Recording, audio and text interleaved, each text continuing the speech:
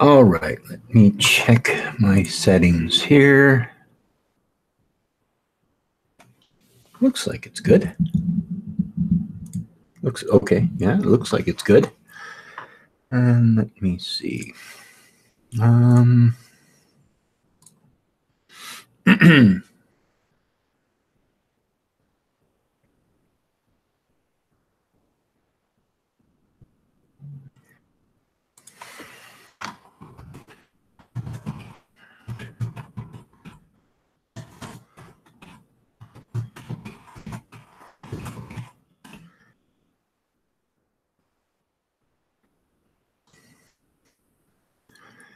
All right. Okay. Sorry about that.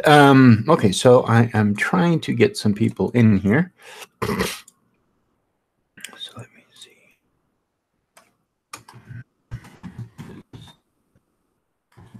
Link. Okay. All right. Good. Okay. So I sent that off. Let me see. All right. Yes. Okay. Yes, I did. I sent it to you.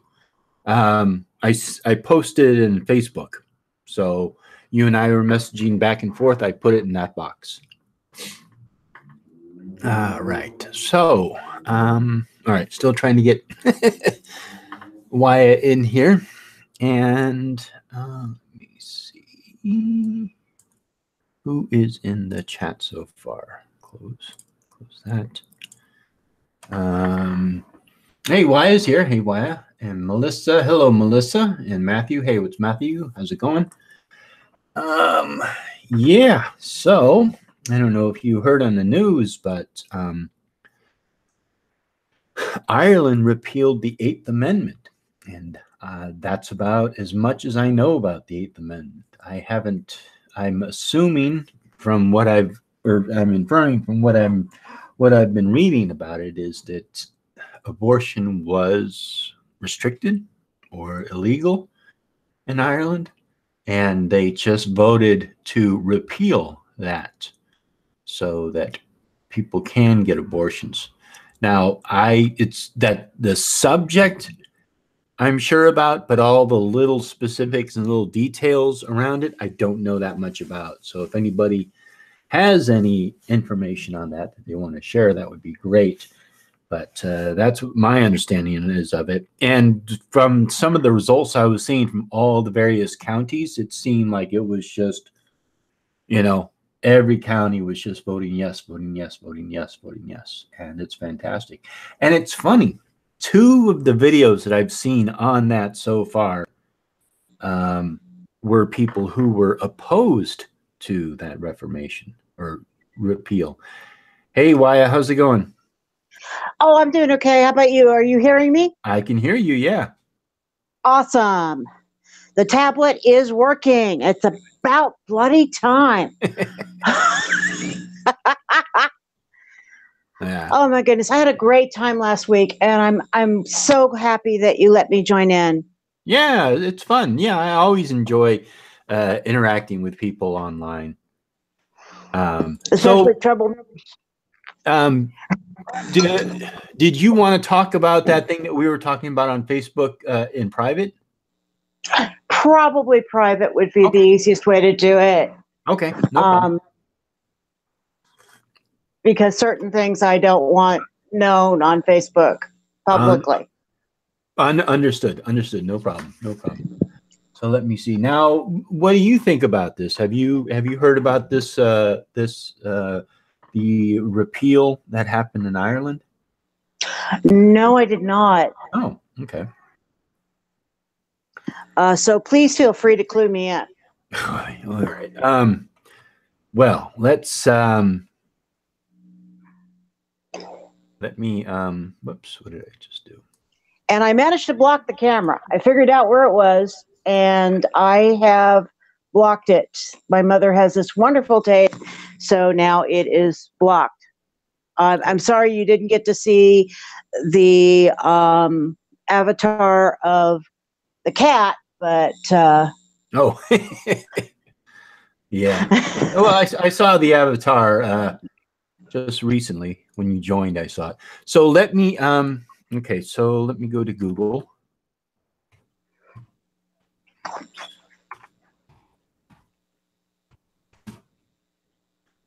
And we'll put in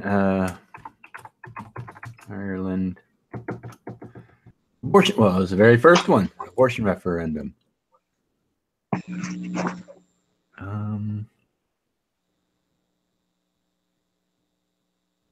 I wanted to find one that's probably going to be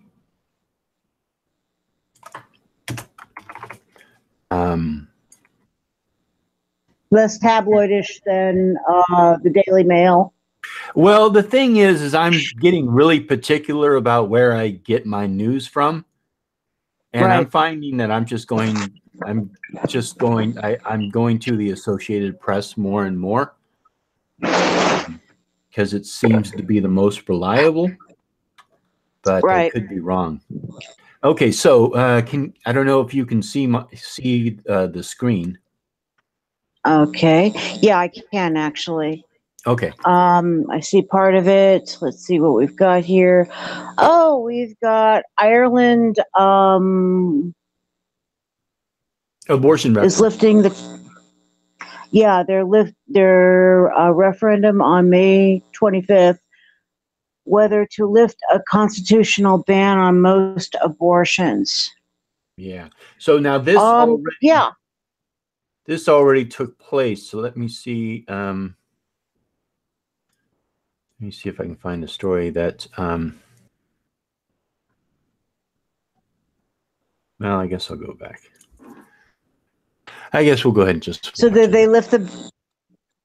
Did they go ahead and lift the ban? Yes. Yes, they voted. They voted to do that. Okay.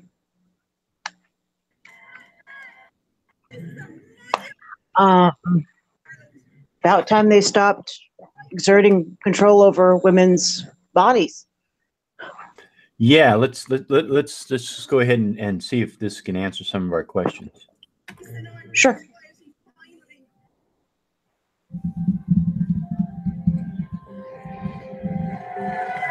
It's just such a great victory for women, for men, for our future generation. It's just, I'm so emotional. It's just wonderful news.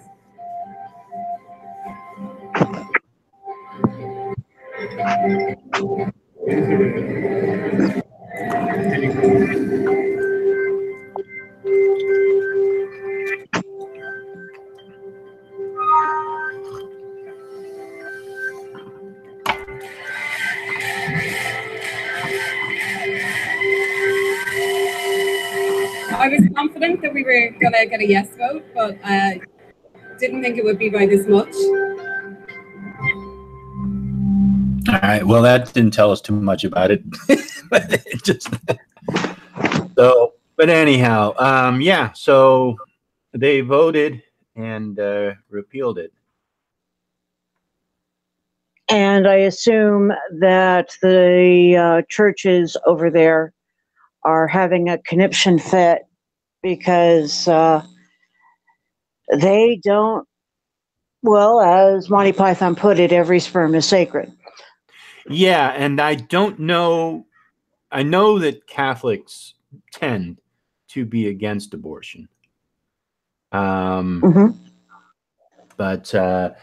yeah, I mean, I don't know. I mean, I know that the churches in Ireland, from what I understand, are pretty progressive.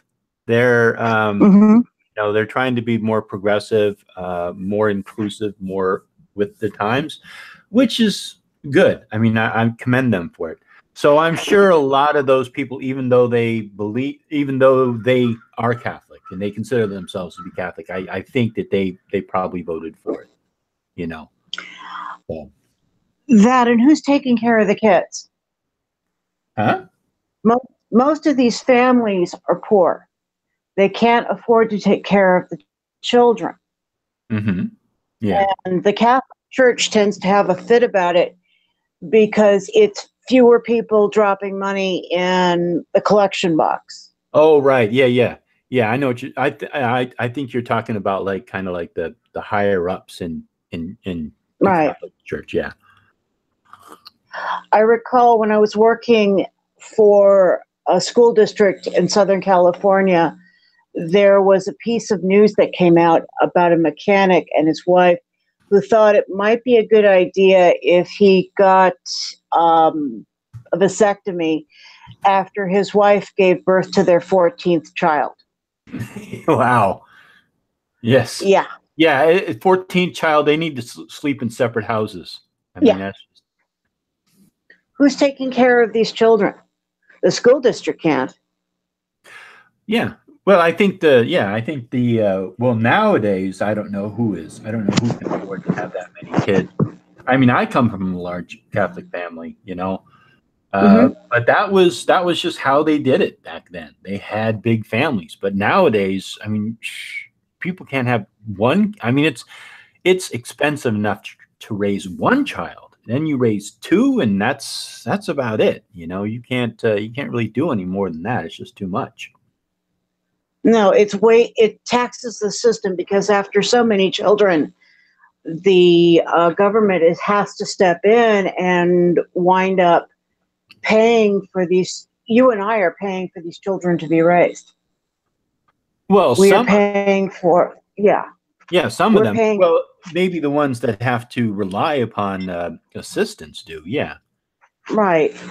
And if you can't take care of them, don't give birth to them.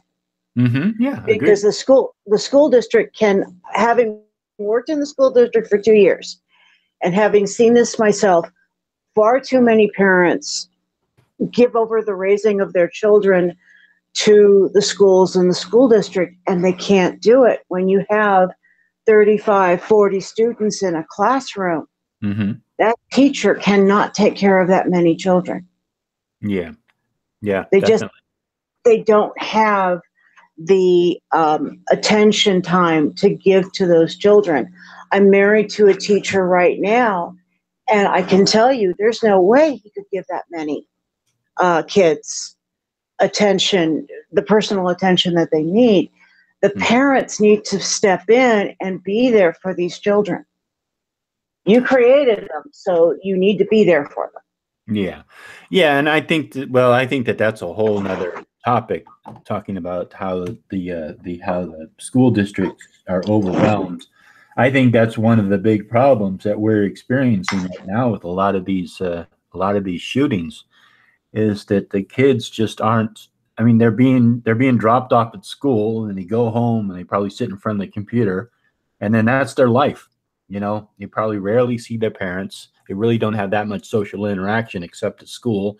And you know how school is when you're a little kid. You know, everybody's bullying you, and you have your kid that you're bullying, and it's just.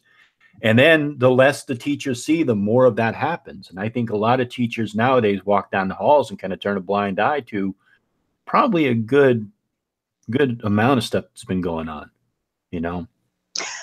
So, yeah. Well, as I introduced myself to you, I went through it in school. I was raised in the Bay Area myself after the Alcatraz occupation back in 1969. And for about 10 years, if you were Native American in the Bay Area, you were dirt. And I was bullied continuously all the way through. I graduated from high school in 3.5 years. Yeah. Because I was so desperate to get out of there. And the hazing was so bad, I never used the girls' restroom. I always used the one in the locker room, because it was the only safe place that I could go because there was a teacher nearby. Yeah, exactly. That's not something you should be going through in adolescence. No. But, you know, and then a lot of these kids are going through that, you know? So. Oh, yeah. The parents don't know what they're doing. Yeah, and then, you know, and then the parents, I don't know. I mean, they're barely raising them because they probably get home from work, they're exhausted. Maybe they cook a meal, and then that's it, you know, they're done for the night. And then it's probably a single parent, you know, they're going through a divorce or what. But I mean, anyhow, all these little things, they pile up on people. And I think especially a lot of the shootings that we're seeing on the news, these kids are crying out, there's stuff that's going on, and I think it really comes back to the family, what's going on in the home life, in the family life. It's heartbreaking. Yeah. It's genuinely heartbreaking. I worked in a gang neighborhood, and it's something that I live with because I literally live right across the street from a forest lawn cemetery in Southern California. And some of my students are buried. Forest lawn. A what? Forest lawn is a chain of cemeteries in Southern California. Okay. I just didn't hear that part. Oh, okay. And some of my students are buried over there. Mm-hmm. So I get to live with this. Every day I go out driving in the car, I see the cemetery, and I know it's buried over there. And the youngest one of the students who was murdered was 12 years old. So this is something I do live with, and I am very passionate about. If you bring them into this world, you need to take care of them. Mm-hmm. Yeah, definitely. Yeah, definitely. Yeah, I didn't realize it was, it was still such a big issue. I mean, I honestly didn't know that they had that law in Ireland. I thought it was, they didn't have any problem if they wanted to have an abortion, but it sounds like it wasn't as easy as I thought it was. So I believe hearing from someone, I think it was Dennis Leary, that they just voted in divorce right around the year 2000. It was about 1998 that Ireland finally voted for divorce to be legal. So we're talking really socially backwards. And this is not that they're backwards as a people. It's just that the government is backwards because of the control by the church. Yeah. And I just had a thought, and I always like to hear opposing opinions and opposing, I just like to hear all sides of a story. And since we don't have anybody to portray the other side of the story, I can see a benefit to families sticking together. I can see the benefits of keeping a family unit together, which is, you have to admit, is strengthened by that. But then, of course, the government is coming in and forcing you to sort of stay with somebody that maybe you don't want to be with.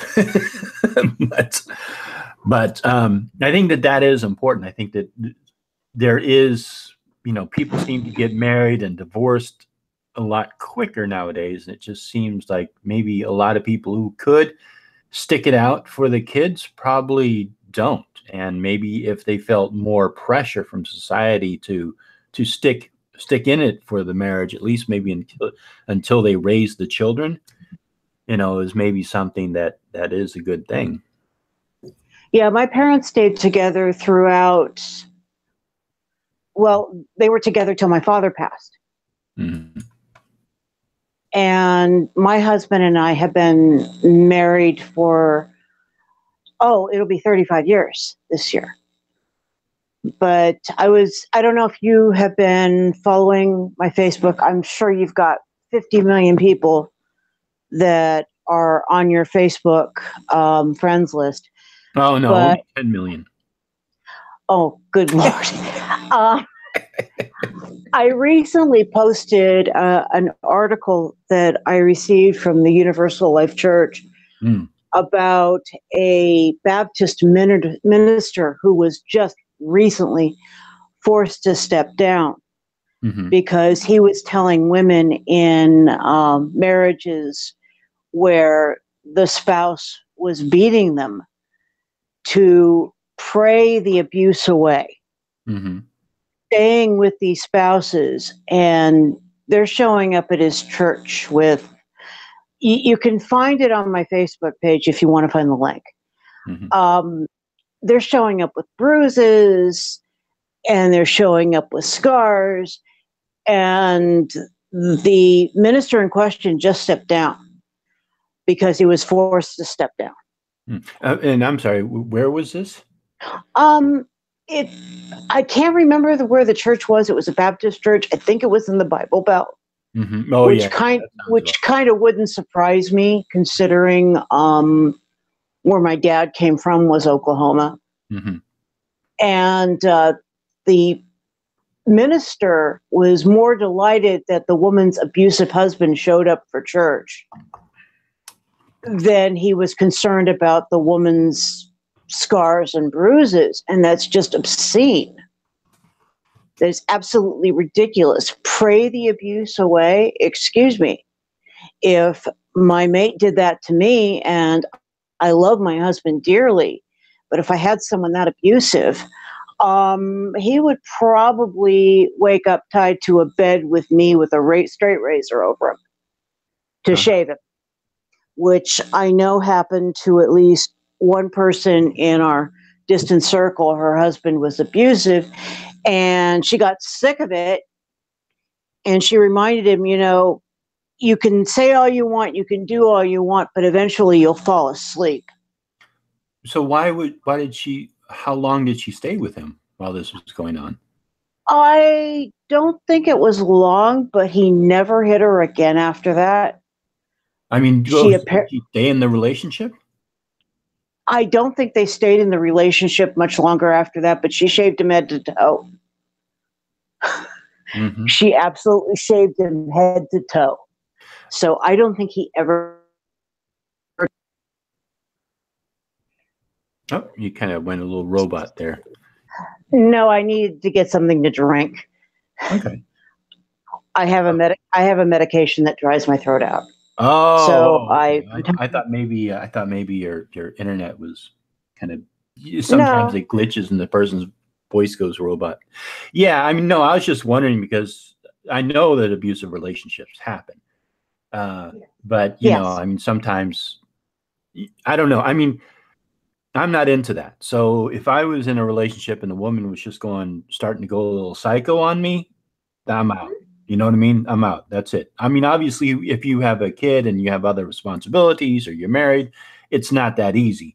But there's warning signs that lead up to that point that people need to be aware of.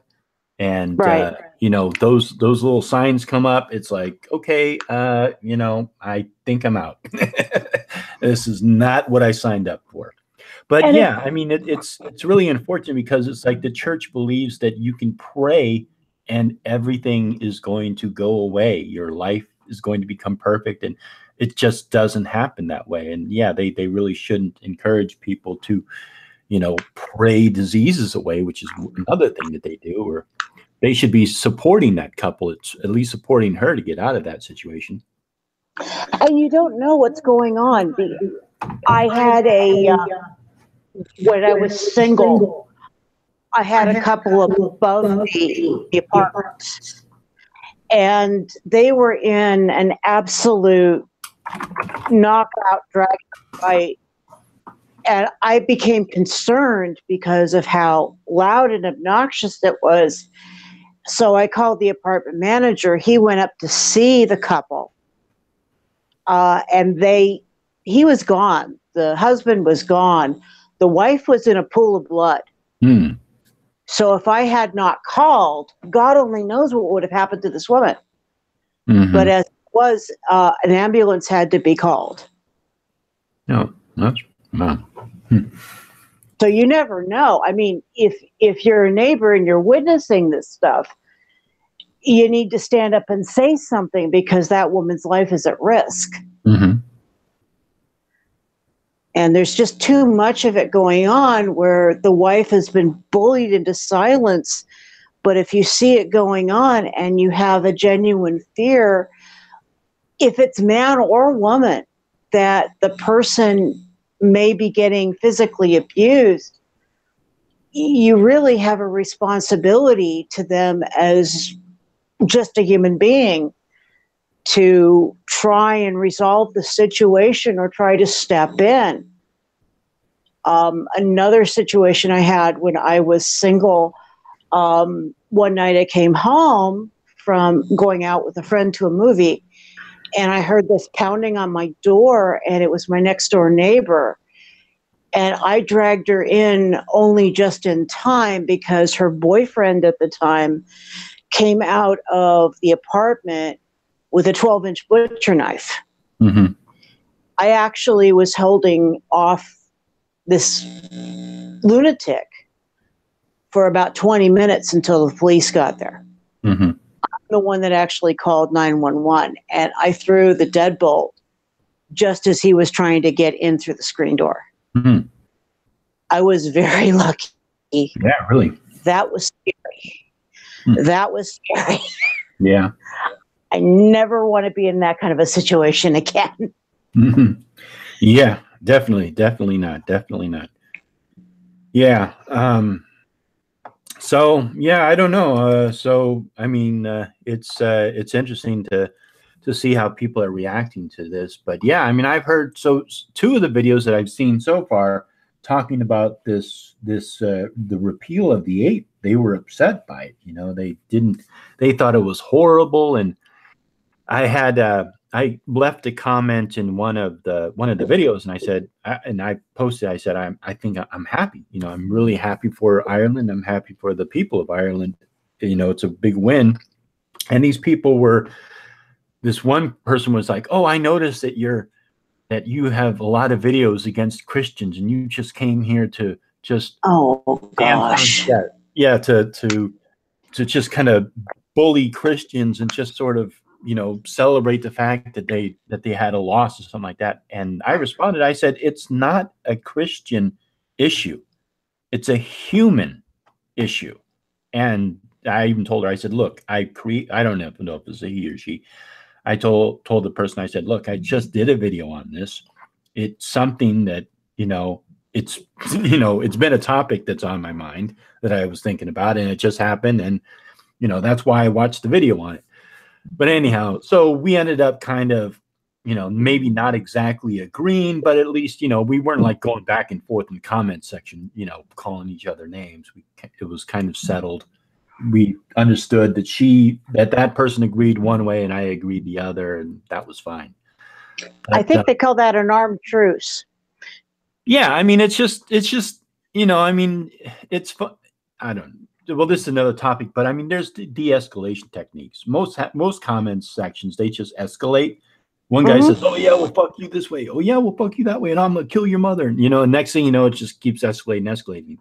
But there are ways. I noticed that when I have to deal with some of these people, the more mature and the less name calling that I use, and I point out to them, hey, I'm trying to have a mature conversation with you, and you're acting like you're a bully in a schoolyard, that it tends to go away. But again, people like this forget that there's nobody there to raise the kid.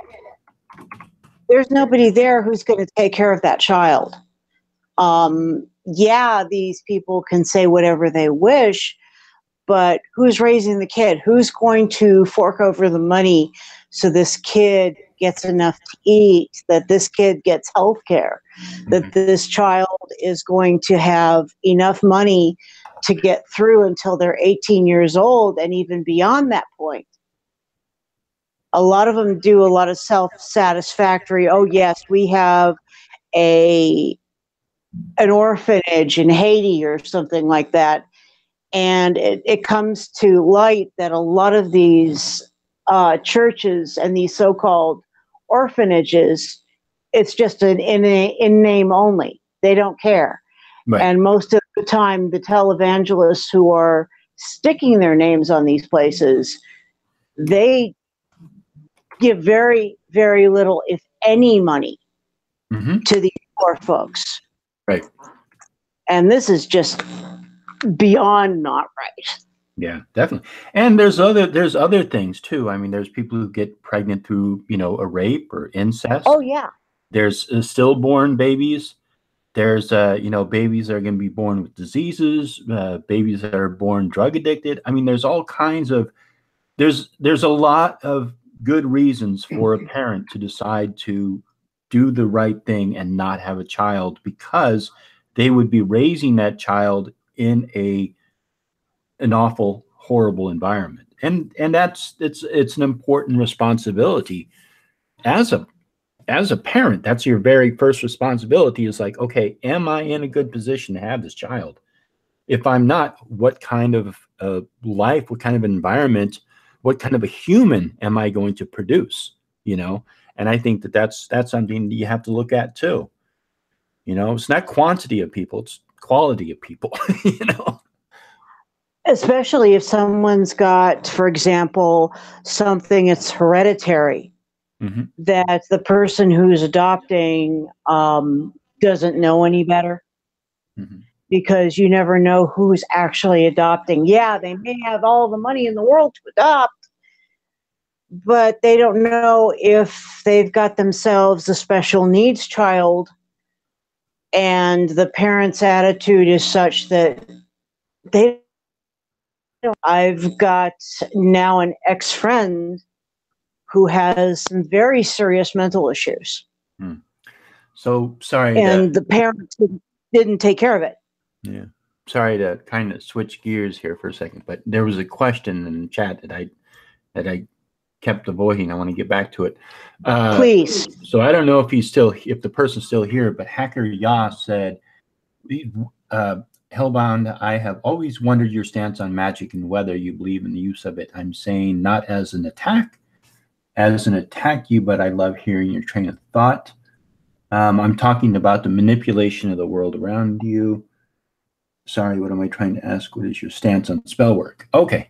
Yeah, that's, well, my stance on it is I believe what Aleister Crowley said, and that is it's the ability to cause change to occur through conformity of one's will. And you can interpret that in various different ways.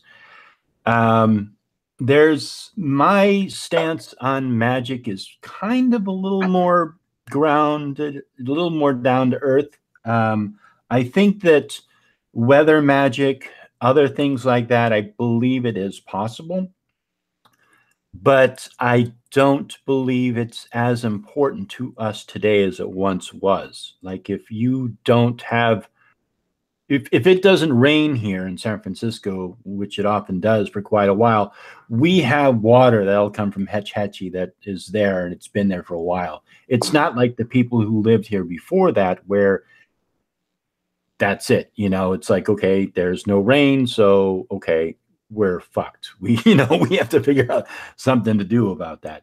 So I think it's important, but I don't think it's as important as it once was. And yeah, so I mean, yeah, and somebody had mentioned I've done some videos on it. So my stance on it basically is pretty grounded. I'm not into astrology. I'm not into crystals. I'm not into herbs. I'm not into spirits. I'm not into demons. I'm not into angels. I'm not into disembodied entities. I'm very grounded in my practice, and I think that a lot of the and again, this is my opinion, people can do whatever they want with it, but I think there's a lot of superstitious trappings, and especially folklore, witchcraft, magic, that we need to kind of take another look at and wonder, just kind of take a look at it and just, analyze it and just wonder how much is still sort of superstition that we can let go and how much actually there is. I think I keep bringing up Aleister Crowley, but he did try to sort of experiment and keep diaries and see what happened and sort of essentially try to experiment it. But magic is also one of those things you can't put under a microscope. You can't put it on a scale. You can't really analyze it. It's very subjective, and a lot of it is faith and belief, and there's nothing wrong with that. What are your thoughts on it? First of all, I'm not medicine quack, so I'm going to be honest with you in that regard. What's a medicine quack? Our tribe has 7 clans. Only 2 of them practice medicine. Oh, okay. So since I am not one of those 2, I don't practice. I can't really discuss. Mine is basically faith. As I sent to you earlier, I sent you an ebook called The Soul of an Indian, which I hope you got a chance to just briefly look at, because that is a marvelous book. It was written by a man who was the very first physician at Pine Ridge Reservation. He was raised as Lakota, as Ohiesa, and then he went to school as Charles Eastman. So he's had both. And faith is a lot of it. Faith is a lot of it. But I come from a background with my dad who was traditional, for lack of a better way to say it. Yeah, I had my choice between Catholicism and traditional, and guess which way I went. There isn't enough of the type of faith that says thank you for the smallest amount. And that's kind of where he came from, was a respect for all his relations. The Lakota call it Matakusin. But it basically puts you in balance with the world, that you are interconnected to everything. So you have a responsibility. You don't own anything per se. You sort of borrow it from what's to come. So you have to make things as least impactful, but also better for who's to come next. Because you only have a short time that you're here, and then you're to another plane of existence. Worm food. More or less. Right. In my case, post toasty. Yeah, right. I just, no. Grave robbing is something that has gotten to the point that most elders are choosing to be post toasties and giving their things of value to their families, rather than being buried with them the way it used to be, because we have people who grave rob. Where? When? Traditional burial grounds. It's gone on since the late 1700s. They will report it to the news? It's against federal law. So it does get reported to federal news, but I even encountered one of these guys. Well, the reason why I'm asking, because very recently, I'd say, well, within the last year, I actually looked into grave robbing in a response video, and there were very rare cases. So I'm just wondering where this happened and when, so I can, because I must have missed that. I ran into it in 1991, believe it or not, at a swap meet, because I was gearing up for, when you're a head woman dancer, you show your appreciation to everyone who has put you on this path. It's kind of like the potlatch thing, where you're giving gifts to the people who have come. You're not taking gifts from people. You're giving to thank them for all of the things they've done for you, so you get to this point. So I was doing some shopping for that, and there was a guy selling what he called native crafts. He hadn't even bothered to clean the dirt out of the pipes that he was selling. He had them displayed in a way that was disrespectful. And they were obviously pipestone, which is very sacred to the Lakota people, because they believe that the stone itself is created from the blood of those Lakota ancestors who have passed. And the guy just hadn't even bothered to clean the mud out of the pipestone.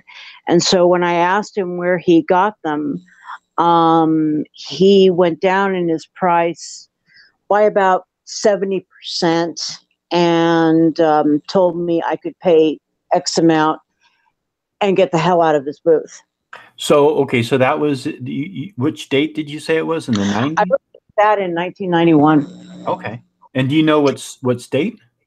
That was in California. That was at the swap meet in Orange County. I immediately called some people that I knew who were with the higher end of the American Indian community and let them know about this guy, because he had about 4 or 5 pipes as well as some other things that were there that he didn't even bother to clean the dirt from. Yeah, that's yeah. No, it's just surprising because I don't know how far back I looked into. It was actually very rare. There was cases in South America of that. There was another one in Louisiana, somewhere in the South here. But that was about it. So I was just curious, you know, because I don't think it's I think it's very, very rare, but I could be mistaken. It was going on quite a bit during the 1970s and 80s. I know that one of our tribe's cemeteries got backhoed to put in a Walmart. And I know that they had discovered a mound somewhere out, I believe it was in Illinois, that on this farm that apparently people were grave robbing from, and the university that was local lost a tremendous amount of information, as well as finding out about the culture of these people. The archaeology department lost a tremendous amount of information because people just simply went in there with a shovel and helped themselves. And the stuff goes on sale in either private or public auction houses. Yeah. Well, they had a big issue with that in Egypt because people would go in and rob mummies, and they'd even make like the teas from mummy bits because they believed it was supposed to, you know, extend their life or what. I mean, there's people just get some crazy ideas with the, you know, stuff. So yeah, I mean, it was that was a big issue, but I didn't know that it was something that was prevalent. So yeah, I'll have to look into it again. Yeah, it's basically people don't think that civilization was as organized here in this country as it was at the time of the mound builders, as it was at the time of the great pueblos that were built into rock cliffs like the Anasazi. So they don't think of it that way. They just see it as an opportunity. Oh, I could get some silver out of this. Oh, I can get some gold out of this. And they don't see that it is a precious part of our heritage that is going to be lost. They just see it as something, oh, well, we can mow it down. I know they cry bloody murder over stuff that gets destroyed in foreign countries. But back in the earlier days of this country, right in through the 1800s, when you had people who were absolutely petrified of the ghost dance, anything like that would prove that the people in this country that the country was taken from had a civilization, had an advanced civilization, that can't exist. Yeah, much like you know, Etruscans. Yes. Yeah, and other civilizations that got wiped out. You talked briefly about the craziness that went on when they discovered things like Tut's tomb and things like that. I know that in England for a while there were mummy unwrapping parties where these higher ends of the social class would somehow get a hold of a mummy and throw a party to unwrap this corpse. How's that for making sense? I'm sorry, what was that? These people who were usually on the higher end of the social strata would somehow get a hold of a mummy, throw a party, and have what they call a mummy unwrapping party. Oh, yeah. Yeah, in England, Yep, where they would unwrap the mummy to see what was in there, if there were jewelry. It was kind of like unwrapping a Secret Santa gift or something. Right, Because exactly. you never knew what was in it. Mm-hmm. And I understand it made people feel very uneasy, as well it should. And to take something that was obviously the death of another human being and make so light of it is just so arrogant as and disrespectful. Okay, so it's not your belief, but how would you feel, for example, if we went into one of your cemeteries and started digging people up to see what they were buried with? I think they would be disappointed by that. Yeah, Yeah. they would be completely stunned at the idea. Yep. I can't even envision going into a local cemetery and doing something like that. Yeah. And yet in the 70s, it was perfectly okay for people to go into a mound that was on farmland and dig up what was there to see if there was any gold or silver that was buried with them. That was acceptable. And it shouldn't have been. Mm-hmm. Are you there? Yeah, I yeah, hope I didn't. yeah. I'm here. I'm here. I hope I'm not boring you. I hope I'm not boring you to tears. It's okay. No, not at all. I apologize. I'm just being distracted by the chat because people are saying some interesting stuff. So please, because I can't see it.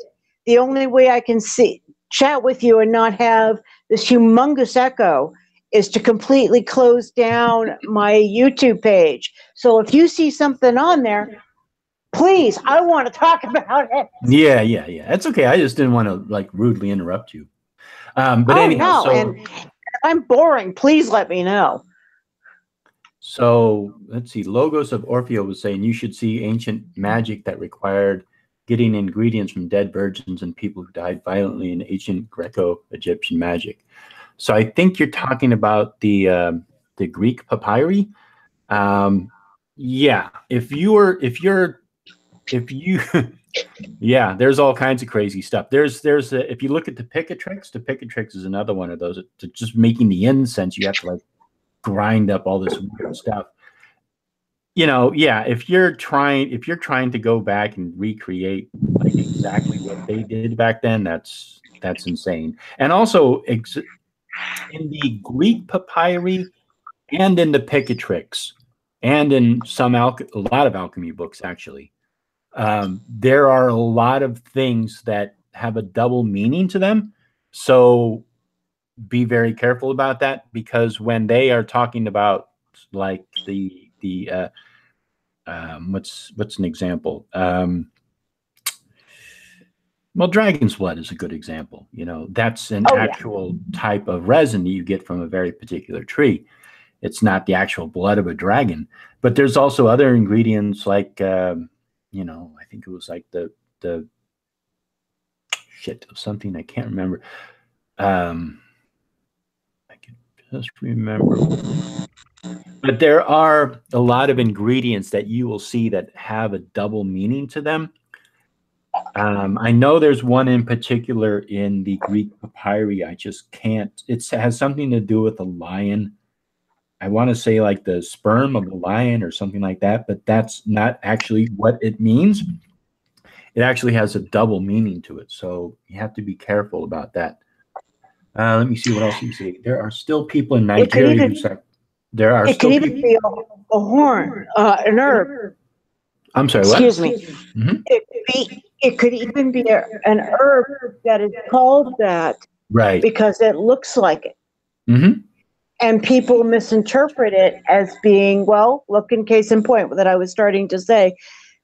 I was trying to say two things at once. I apologize.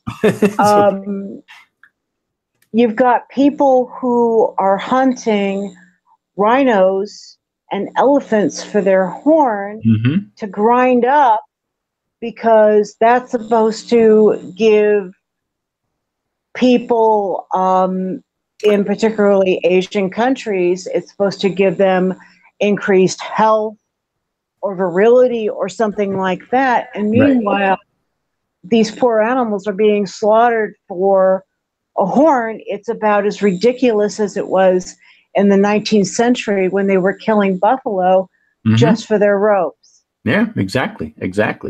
And leaving the meat there. Yep, exactly. Yeah, exactly. And, yeah, people still have, they still believe there's certain things that, that they get or drink or imbibe or something. I mean, shit, people used to drink lead and other very mercury and stuff like that because they believed that the body was built up of various humors and you had to rebalance it, and you could rebalance it by drinking lead or mercury. And it's like, no, that's how you die. So, yeah. So you have to take all those things and especially ancient manuscripts with a pretty large grain of salt. There are still people in Nigeria who sacrifice kids in spells to make them more potent.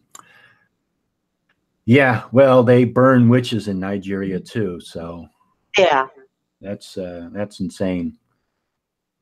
Let me see. 16. What is the 16-syllable Cherokee word for usurping another tribe? Somebody was asking. God, I don't know if they're serious. I honestly don't know. I know some of the what you would call 4-letter words. Like I said, my father was very traditional. Just to illustrate the point that you were making a few moments ago, my father, when he was extremely young, went out and shot a deer. And he did so without preparing in the right way. He didn't tell his parents. And my grandfather apparently made my father work the hide, use all of the bones, cook the meat, including smoking. And Dad ate that entire deer. It took him a year to do it, but he was sick and tired of venison by the time he was through. And he would not allow a deer to be killed or cooked or served on the dinner table when I was growing up. It wasn't until I got married that I had my first taste of venison, because that's part of the wedding ceremony. My husband had to cook a roast of venison for the entire wedding party. And I actually had to ask permission from my dad because he wouldn't allow venison in the house. He would not. I mean, this thing was something else. And it was really funny because Dad and my mom went up via what's known as Donner Pass. And you know this. Going up to, being from California also, going up to Tahoe. And as he was coming back, this was when very few people had cell phones, a big buck appeared in front of the car. And my father swerved to avoid the deer and went down a 50-foot embankment in Donner Pass. Well, fortunately for Dad, there was a Winnebago who was coming the other way. They had a phone. Otherwise, that would have been the end for my parents. So I asked my dad, why did you do this? And he said, I was terrified I was going to have to cook the deer and smoke the meat and work the hide and do all of these things because I didn't want to disrespect the deer. Because if you disrespect the deer and the spirit of the white deer comes to visit, you will get struck with rheumatism. Oh, hi, Animist. Yep. Hey, how's it going, Animist? Yep, Okay, he's probably still setting the windows on. Huh? Oh, he's probably fiddling with his audio. That KKK guy tried to rejoin the chat. I was stuck with him on there for a week. I finally figured out how to get rid of him. So He was stuck on the chat. yeah, I had I was still on Hangout, and he was apparently trying to break into your chat. So yeah, crazy people. you have to wonder about some of these people. They're nuts. Yeah, exactly. Most of them are 14. Yeah, I mean, they're just bored. I mean, I don't know. It's just, I mean, it's I don't know. It's kind of a, I mean, they're being put into this position because there's so much taboo around these terms, these offensive terms. There's so much of a taboo about them that it's attracting people like moths to a light, you know, and they're just like, oh wow, Oh man, this, you know, oh, I gotta say this, oh, type it out, and it's just it's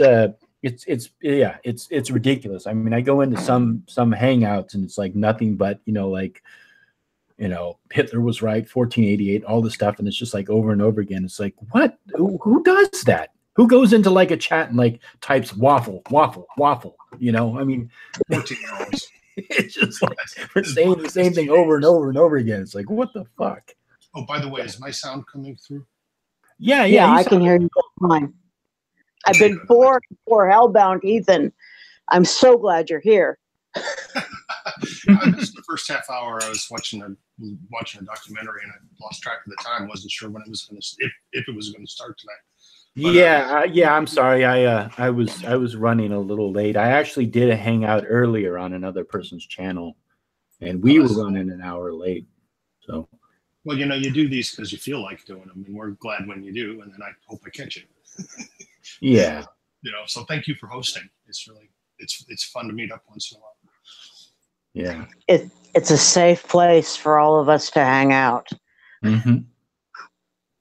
So we're not gonna.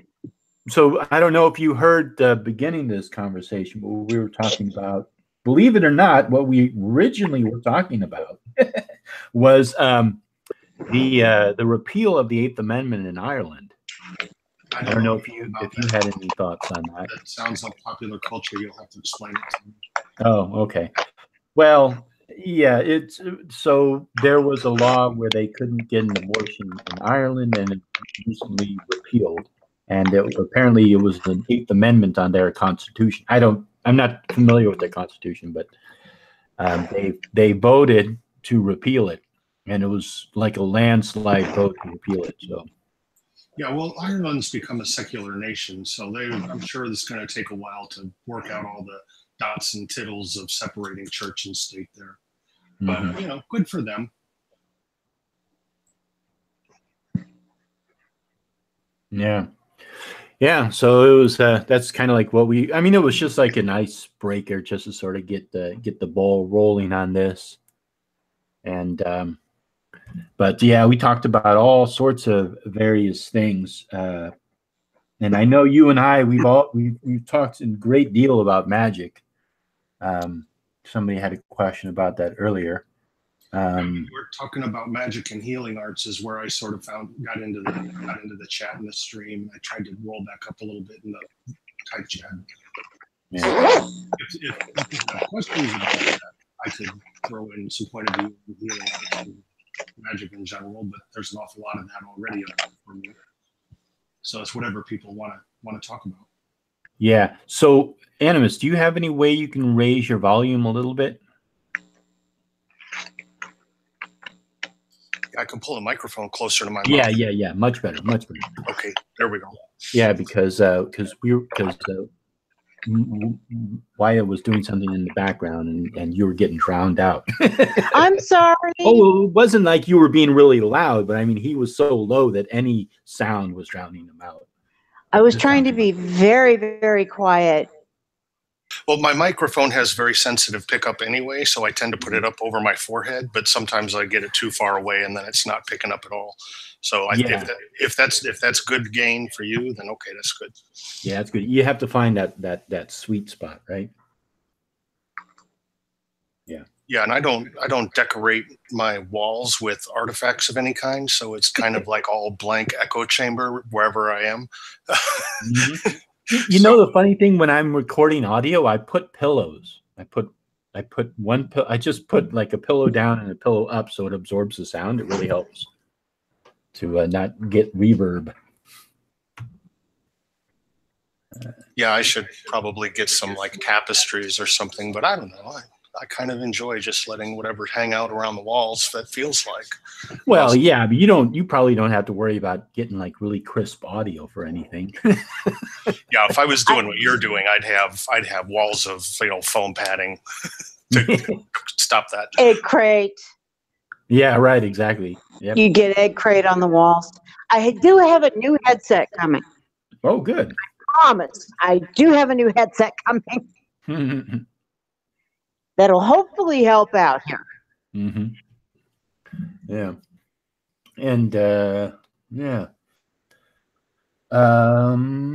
So just from where I picked up in, just since we're in a clutch point, one of the things you guys were talking about, what's magic, is one of the things I threw in the chat was that raw magic, or like you said, will working or something like that, over time it tends to become technology, and then people have to find something else to apply their raw magic to, or at least most of the time. So you discover antibiotics, and then we don't have to do ceremonies. We don't have to do healing ceremonies for strep throat. Or you discover the right herb, and then you come in with strep throat. It's like, okay, here, gargle this.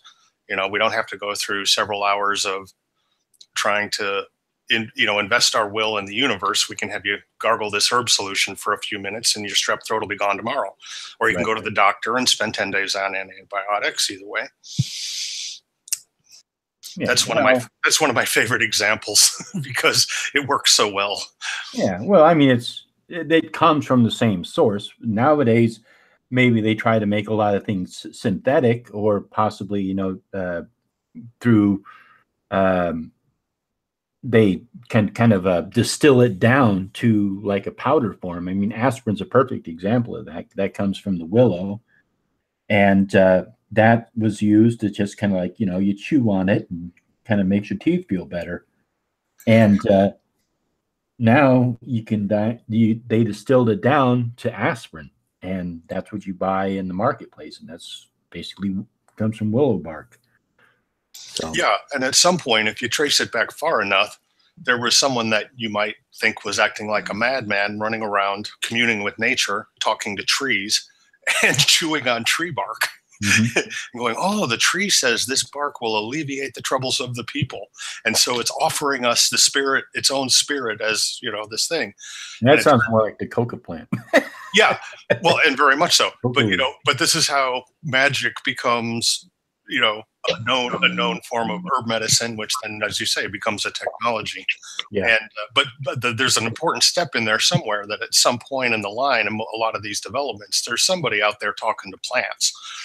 And it's amazing how often they guess correctly, and how brave they are, or maybe suicidal, for trusting their raw weird intuitions, and they believe what the plant tells them. and this is how medicine gets discovered to this day. Yeah, that's true. Yeah, it's kind of weird. It's kind of like, okay, now how did they figure out that, first of all, that plant is safe to ingest, and that it's going to taste good? I mean, did people like just randomly go through the forest, like, eating stuff, or maybe they just see animals eating it and go, oh, well, if it's safe for that animal, it's probably safe for me. Right. And well, taste good isn't one of our prerequisites. I've handed people, I've handed people medicinal elixirs and just said, you're going to hate this. There's nothing I can do about it. However, if you can survive the flavor, it will do what you need to have done. It'll be a bitter pill to swallow, but you'll feel so much better in the end, right? Yeah, that's the thing. So we don't require the good flavor part. That's a chef's problem. But but having the sense of communion to pay attention to the animals, and to be able to go out in the forest and have the animals not alter their behavior around you is the only way to observe them doing it. If you think about it, most people, if they go following deer around in the woods, deer are just going to run away. So in order to learn what the deer knows, the deer have to keep doing what they would normally be doing while you're walking around them. And so that's the raw magic stage. And then it gets refined down to the art of, oh, that deer looks kind of thin and he's eating that plant over there. Maybe he's got parasites. Maybe this plant is, worms. People knew about worms a long time ago. Maybe this plant is good to heal the worms. So we'll try chewing on it, or give it to somebody in your tribe that has worms, and see how that goes. But exactly. The raw magic people do tend to experiment on ourselves first, which leads to leads to one of my proverbs, which is I just do what she tells me to do, and it's her job to keep me alive as long as she wants. So if she says, try this herb, okay, maybe I'll try that herb. That's what she told me to do. And it's her job to keep me from dying from it. And we tend to become resistant to poison over a period of time as a result. Yeah, I know that. First of all, I apologize. It would not be a Saturday night hangout without Wyatt getting kicked out of the room because yeah, I mean, the tablet. You dropped out so suddenly. I go, oh, she'll be back. Yeah, I got thrown out. The tablet kicked me out. You know, it would not be a Saturday night hangout without me getting kicked out at least once. I think I got kicked out 4 times the last time. Oh yeah, maybe. Yeah. Yeah, watching and observing the animals. I know that as part of the naming that I went through, that part of my instruction was to learn as much as possible about the meaning behind the animals that were listed in my name. And I learned a lot regarding their communion and their feeding. I mean, both animals would literally call for miles around to join into a cache of food. And that's something that you don't see a lot in the human race, but I can kind of understand where the idea came from with the tribe. If somebody did not have food in the townships, because we were a more stabilized tribe, we stayed together. We were not following the buffalo that you would see normally with the Plains people. Are you talking about the Cherokee? Yeah. Oh, yeah. The Cherokee had high civilization. They're great. Get along great with them. Thank you. I am. Oh, there? Yes, I am Cherokee. My father was Cherokee from Oklahoma. So that's probably one of the reasons why you and I get along so well. Yeah, it's not like we have like common mythology or anything. I've just always gotten along well with them. But then I've lived on the sort of northern fringes of the Cherokee Range for years too, down in like southern central Illinois. Right. My father came originally from Oklahoma. I know he spent part of his time in the Midwest in Indiana. So there are a lot of Cherokees that wound up living in the upper Midwest, for lack of a better way to put it. But you do see quite a concentration in Oklahoma. Yeah, and they've still got lands all through the Apalachicola and the southern Appalachians too. So they're still pretty well ensconced there. Yeah, they managed to keep a small amount of area that's called the Qualla Boundary or the Eastern Band Cherokee Nation Reservation. And how they were able to pull it off is part of the group was able to hide in the mountains when Winfield Scott came and did the roundups. And a number of the people wound up taking care of this child that was abandoned by their parents, that was white. And as this kid grew up, he bought the land where these people were hiding out on. And since he was a white man, he was able to keep the deed to that land. And that's where you see a lot of the Eastern Band Reservation. That's where it came from, was he was able to buy that area up.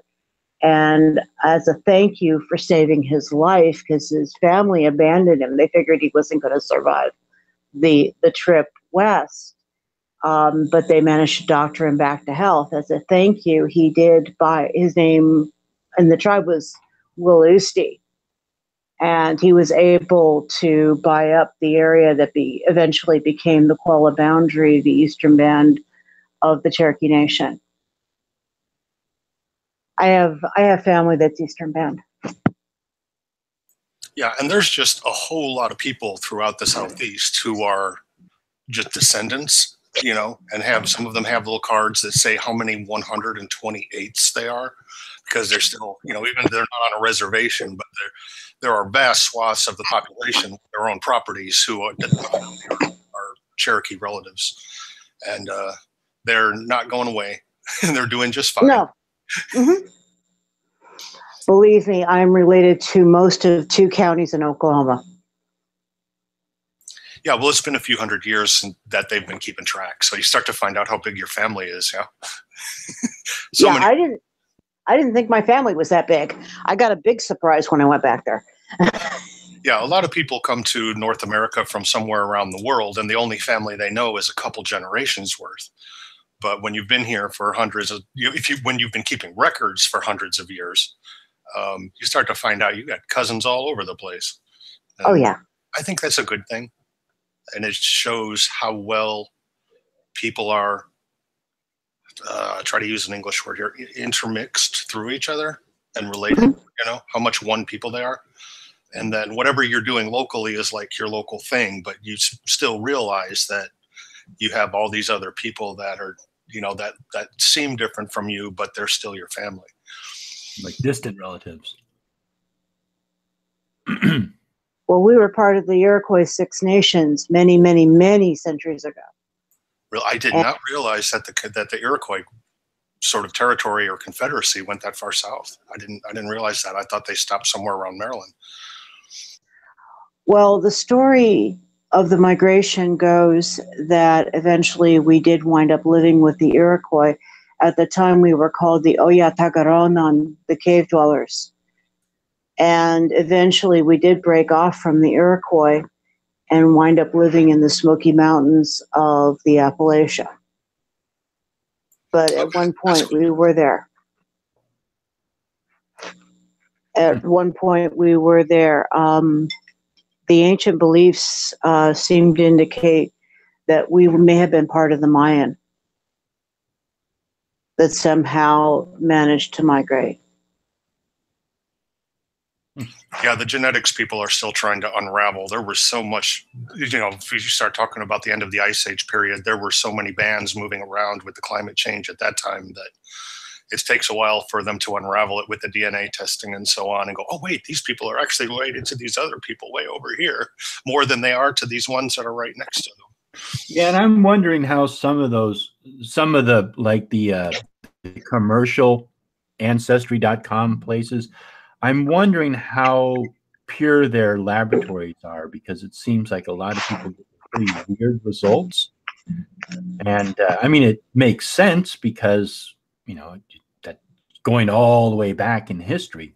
But still, it does seem like some of them are kind of odd. I just wonder how clean their laboratories are, Test results from somebody like Ancestry.com or 23andMe would never be accepted by the Human Genome Project. Right, that's what I'm saying. Yeah, partly because obviously, labs aren't that. Yeah, it's partly because obviously people who are in genetics who are actually like trying to find the DNA, they keep their labs in absolute pristine condition so they can test it and retest it and make sure that sample A is sample A and sample B is sample B.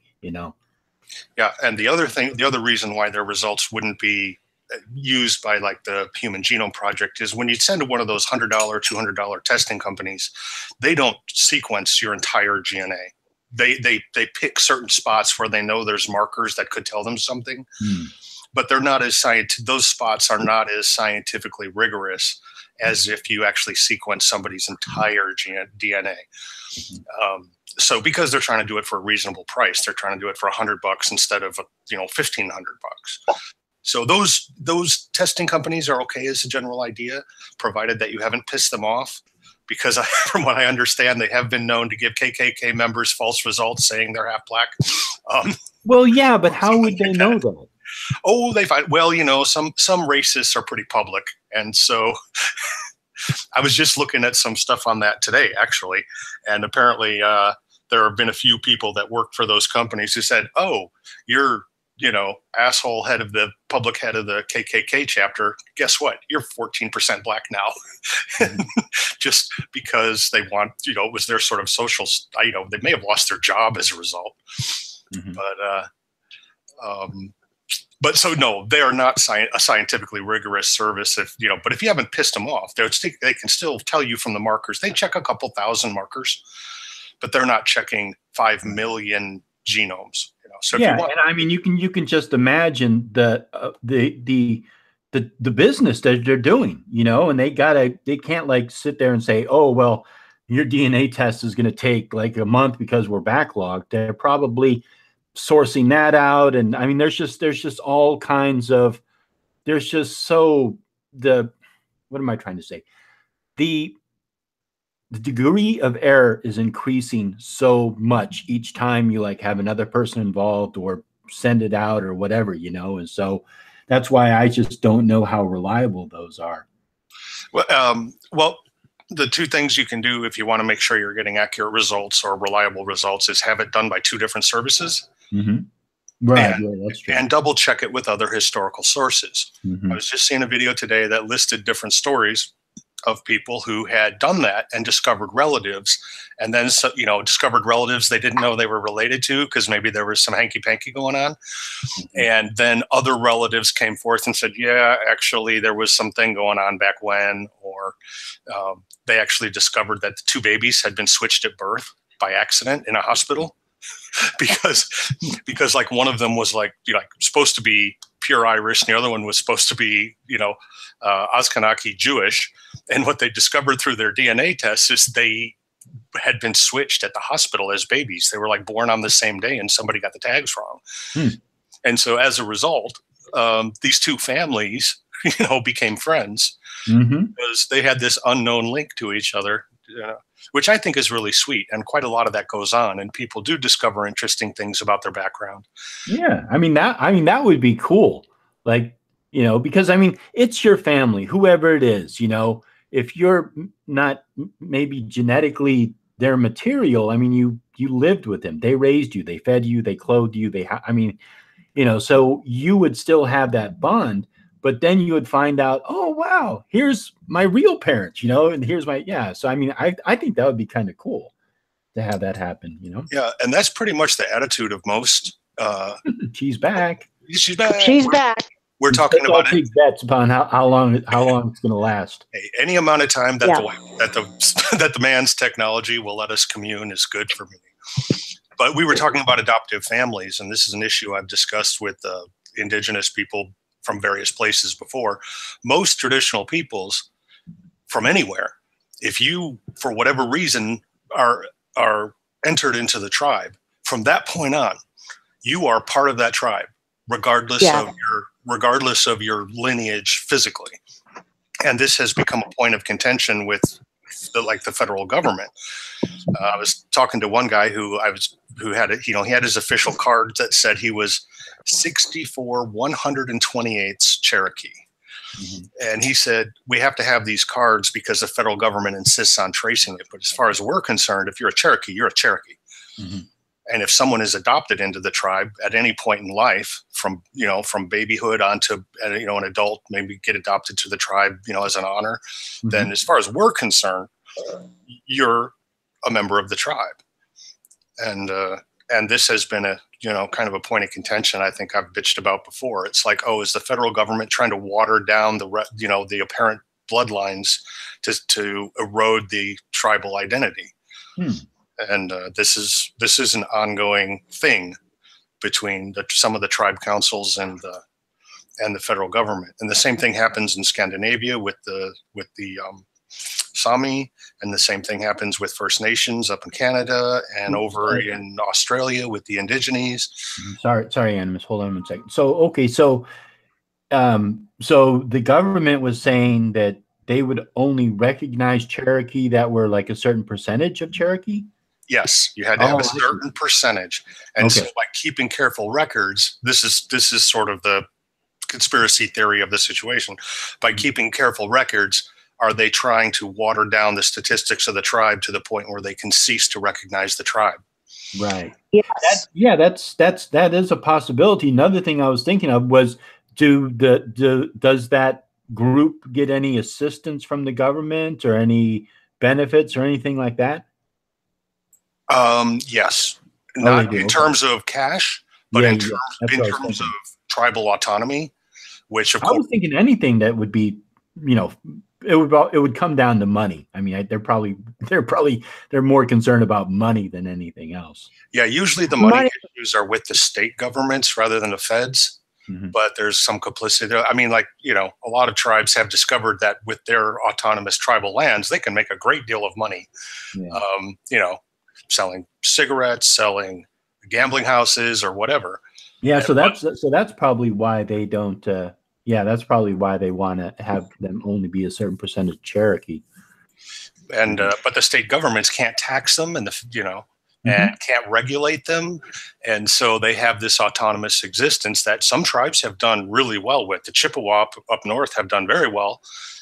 And so have some of the Western tribes. Obviously, they're famous for that. When I was living out by the West Coast, the Wind tribe were doing very well for themselves with property they owned and businesses they ran as a tribe. And every member of the tribe got a check for like $2,000 a month. Literally, I knew people that were living quite comfortably doing absolutely nothing, or they could go work on a tribal business and make extra money. But the state of California did not like passing on that income opportunity. Right. Yeah.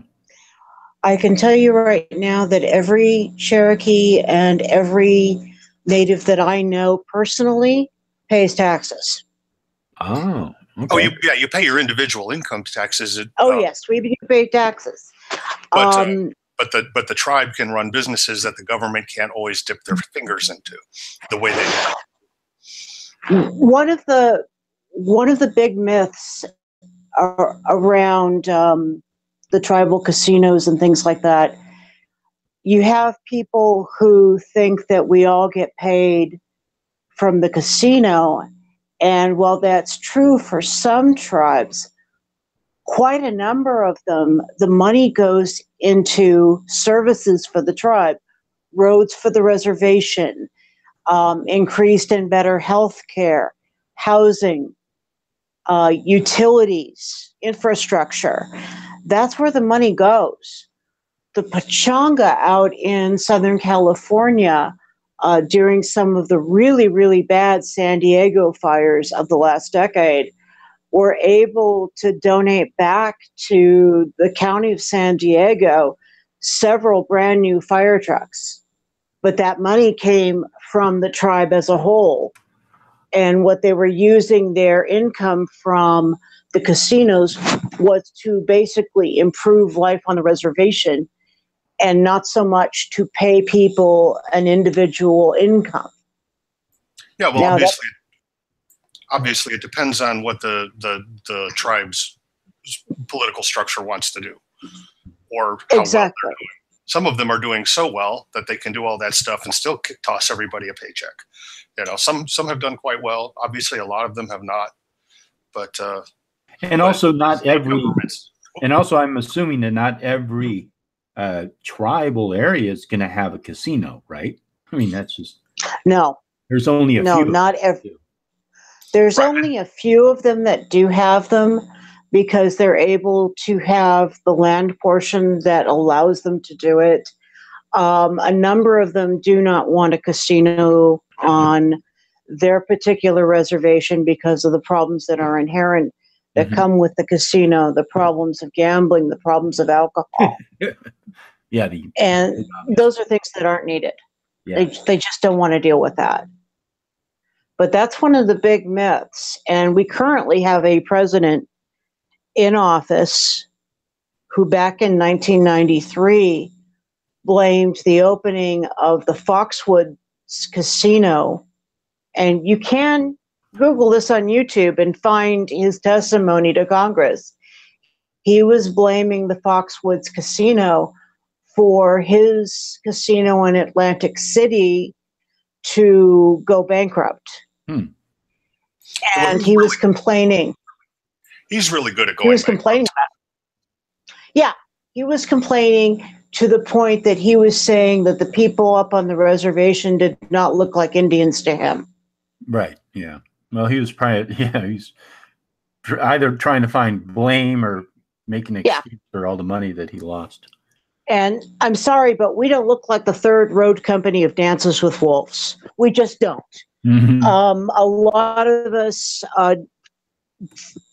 people come from Europe and they're very disappointed that we're not walking around in buckskin wearing feathers every day. We we shop at regular stores just like anybody else. And they're truly taken aback if they're coming from Europe because they expect us to look a certain way and not look so normal, so to speak. Yeah. Oh yeah. Yeah, it's funny because actually the most closely related group to most of the Native Americans is actually the Indo-Europeans. The Indo-Europeans and the people who migrated to North America 12 to 18,000 years ago. There was two waves. I think it's the later migration that settled North America as the glaciers retreated. They were actually from the same Ice Age camps that then later that settled the Indo-European lands. And so even when you're doing genetic tests, if you don't do a really good test, like the complete super expensive one, it's difficult to pick out whether somebody is from one or the other because they're actually very closely related peoples. And so, yeah, I could see where somebody who grew up with sort of Hollywood images would come and go, you look about the same as somebody from Spain, because the truth is you're actually very closely related to somebody from Spain. Yeah, but it's also the kind of stereotypical image that one might conjure up in their mind. I mean, for example, if you go to Glastonbury, there's like people that they're really into American Indian culture, and they really admire it and look up to it, and they probably like go over to, they finally travel to America, and yeah, they're probably not all of them, but I'm sure there's someone they're probably expecting to see, people running around building teepees and hunting buffalo on horseback with a bow and arrow. I mean, that's not how it is, but that's that stereotypical image. Or they believe like everybody's into, sweat lodges and waving feathers with medicine bags and, all the stereotypical Indian things. Right. Whatever Hollywood cobbled together for a TV show or a movie in complete ignorance and blended 15 different traditions together because, it looked good on like they exactly like they pretty much do with everything. There was one of those procedural crime shows. I can't remember what it was called. They were profilers, and they actually did an episode. CSI?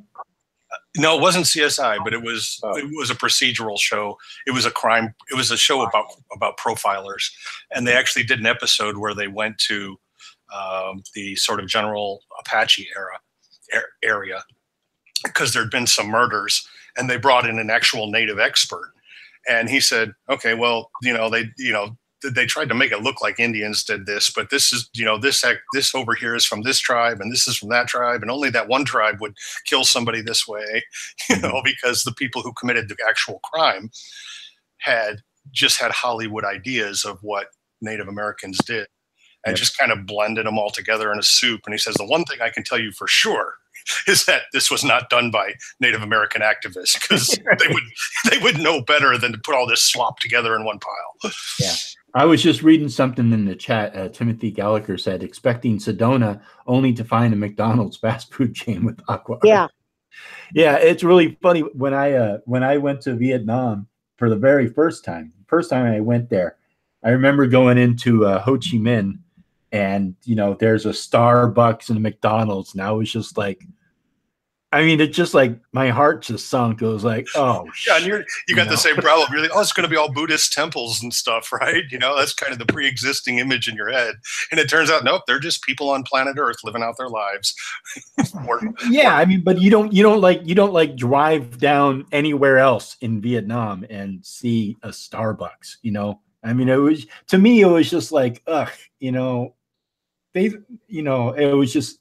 I didn't want it there. Basically, is what I'm saying. It was just, yeah. That's part of that whole ideas have a life of their own thing, and they spread faster through cities, just like diseases. It's funny you mentioned Sedona. They actually have a turquoise golden arches. I think that's what maybe he was referring to. Yeah, the native people who live out that way are rather amused by it all. When you get a group going up to Bell Rock and dancing around Bell Rock in the nude. And you have these native people up there who just can't figure out why. Why are they out there in the nude dancing around in the middle of the day? We never did that. I feel the same way about Skyclad in general. It's like you're going to get your ass bit by a mosquito and get some disease. Oh yeah. It's not very practical for outdoor. No. Yeah. No, and they're probably going to get sunburned, if not melanoma, running around out there. But it feels more natural to them somehow. Yeah. Mm-hmm. It definitely feels more natural. And it is interesting how you mentioned Europe. I actually ran into people in Europe when they found out I was Native American. I hate to say they were more respectful than the people in the United States. I'm dead serious. I walked into a store in Cannes because my mother and I were on a transatlantic cruise, and they found out we were American. They didn't want to serve us. And then one of them noticed that, one, I didn't look Bavarian, and two, that I was wearing native jewelry, and was curious about it and asked my mother, and my mother said, "Oh yeah, my daughter is a Native American. She's a real Cherokee." And it was a 180. They could not fall over each other fast enough. Yeah.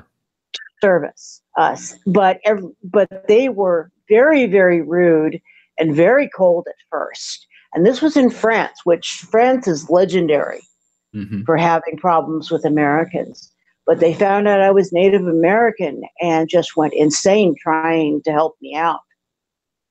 And at first they were very cold and didn't want anything to do with my mother or I. Yeah. But when they found out, it was, "Oh yeah, we have to service you. You're important. You're a celebrity." And this is Cannes. And this was right after the film festival in Cannes. So these people are used to serving very, very wealthy celebrities. Who probably act like assholes. Right. Yeah. They probably dealt with enough asshole Americans to kind of have a bitter taste in their mouth about it. Yeah. But the French also always had a much more productive relationship with Native Americans. Oh, yeah. For the most part. So, I mean, that's a whole different thing. That's more like, ancient allies rather than current assholes. Yeah. Yeah, it's funny. Yeah. People, they'll just assume that, everybody is a certain way. It's just kind of how human beings are, but we stop looking at people as individuals and look at them as part of groups, Right. Right. I got a very education in how people behave in this country. My husband and I were doing some shopping. We were doing some camping up near the Yurok Reservation. And the first time I went into this grocery store, I had blonde hair because I was a hairdresser back then. And of course, when you are a hairdresser, you play with your hair. So I had very blonde hair. No problems at all. This grocery store is like the size of a 7-Eleven, okay? The second time I had gone through, my father had pleaded with me. He said, "I'd like to see you looking normal once before I pass away." So I dyed my hair back to its original color, which was very dark. And when I went through, I actually was followed around the store by an employee. Serious. And I had on a t-shirt, jeans, and a fanny pack. And I was actually tailed around the grocery store. The same store, same employees. The only difference was I didn't have blonde hair anymore. And they tailed me all around. I guess they thought I wasn't going to go shopping. And I happened to go into a hardware store that was nearby. And this woman started screaming at me. She was the owner of the store. I went in to pick up some batteries for a camera, and she just cut loose. So I got. You would have thought. Sorry to interrupt you, Wyatt, but I got a question for you. So I went up to pour some more tea into my cup. But you mentioned that you went into the store and you had blonde hair, and then you dyed it back to its original color, and the store clerk or somebody followed you around in the store? Yeah. So I hear this from other people. So what? You would have thought I was going to go rip them off. Yeah, I know, but so what? You're not, right? It was weird. Yeah, I No. understand that, but so what? You know, I mean, it's kind of odd. it's a social. I mean, it's this kind of sociological question. It's like, if somebody believes you're going to do something wrong and they follow you around, it's like, okay, that's on them. I mean, why the fuck are they taking their time out to follow me around? They want to follow me around, that's fine. Yeah. You know what I mean? It's the same store. Yeah, it's the same store I walked into. The only difference was it was near the Yurok Reservation. Uh-huh. I'm going to say that right up front. Yeah. And when I walked in the first time, I had blonde hair. They had no problem with it. And then the second time when I walked in with brown hair, the guy was right up my butt. Yeah, and it was ridiculous. Yeah, it was absolutely ridiculous. Well, waste of their time because you weren't going to steal anything. No, I was there to shop. Yeah. Well, that's their dime, their time. I don't know why they did that, but I guess you could say you learned something about them rather than about yourself. And so that in the future, you know what at least that one person is thinking, or maybe what the store is thinking, and you can adjust your habits accordingly because you've learned more about their sort of true nature. Yeah, exactly.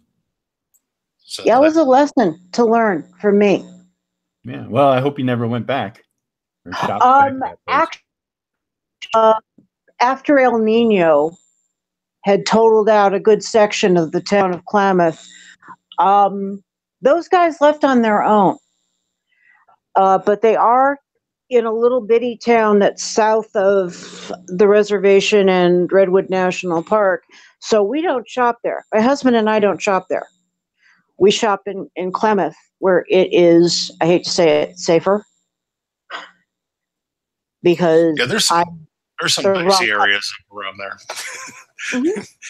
I lived up in that area for a while, for several years, and yeah, there's some areas of Northern California that haven't quite joined the 20th century yet. There was a forest fire. I don't know, the first or second year I was up there, and I mean there was forest fires every year, but there was one particular forest fire. And they had people come out of the hills that didn't have social security numbers and that nobody knew were even there. They'd gone up in the gold rush, their ancestors had gone up in the gold rush up into the hills, and they had just stayed up there for 150 years amongst themselves and had no contact with the outside world. So that kind of is like a barometer of how isolationist and suspicious some of the population up in those mountains can be. Yeah. Yeah, we have a lot in northeastern Oklahoma that do not speak English. And up until the 1980s did not have running water. Mm-hmm.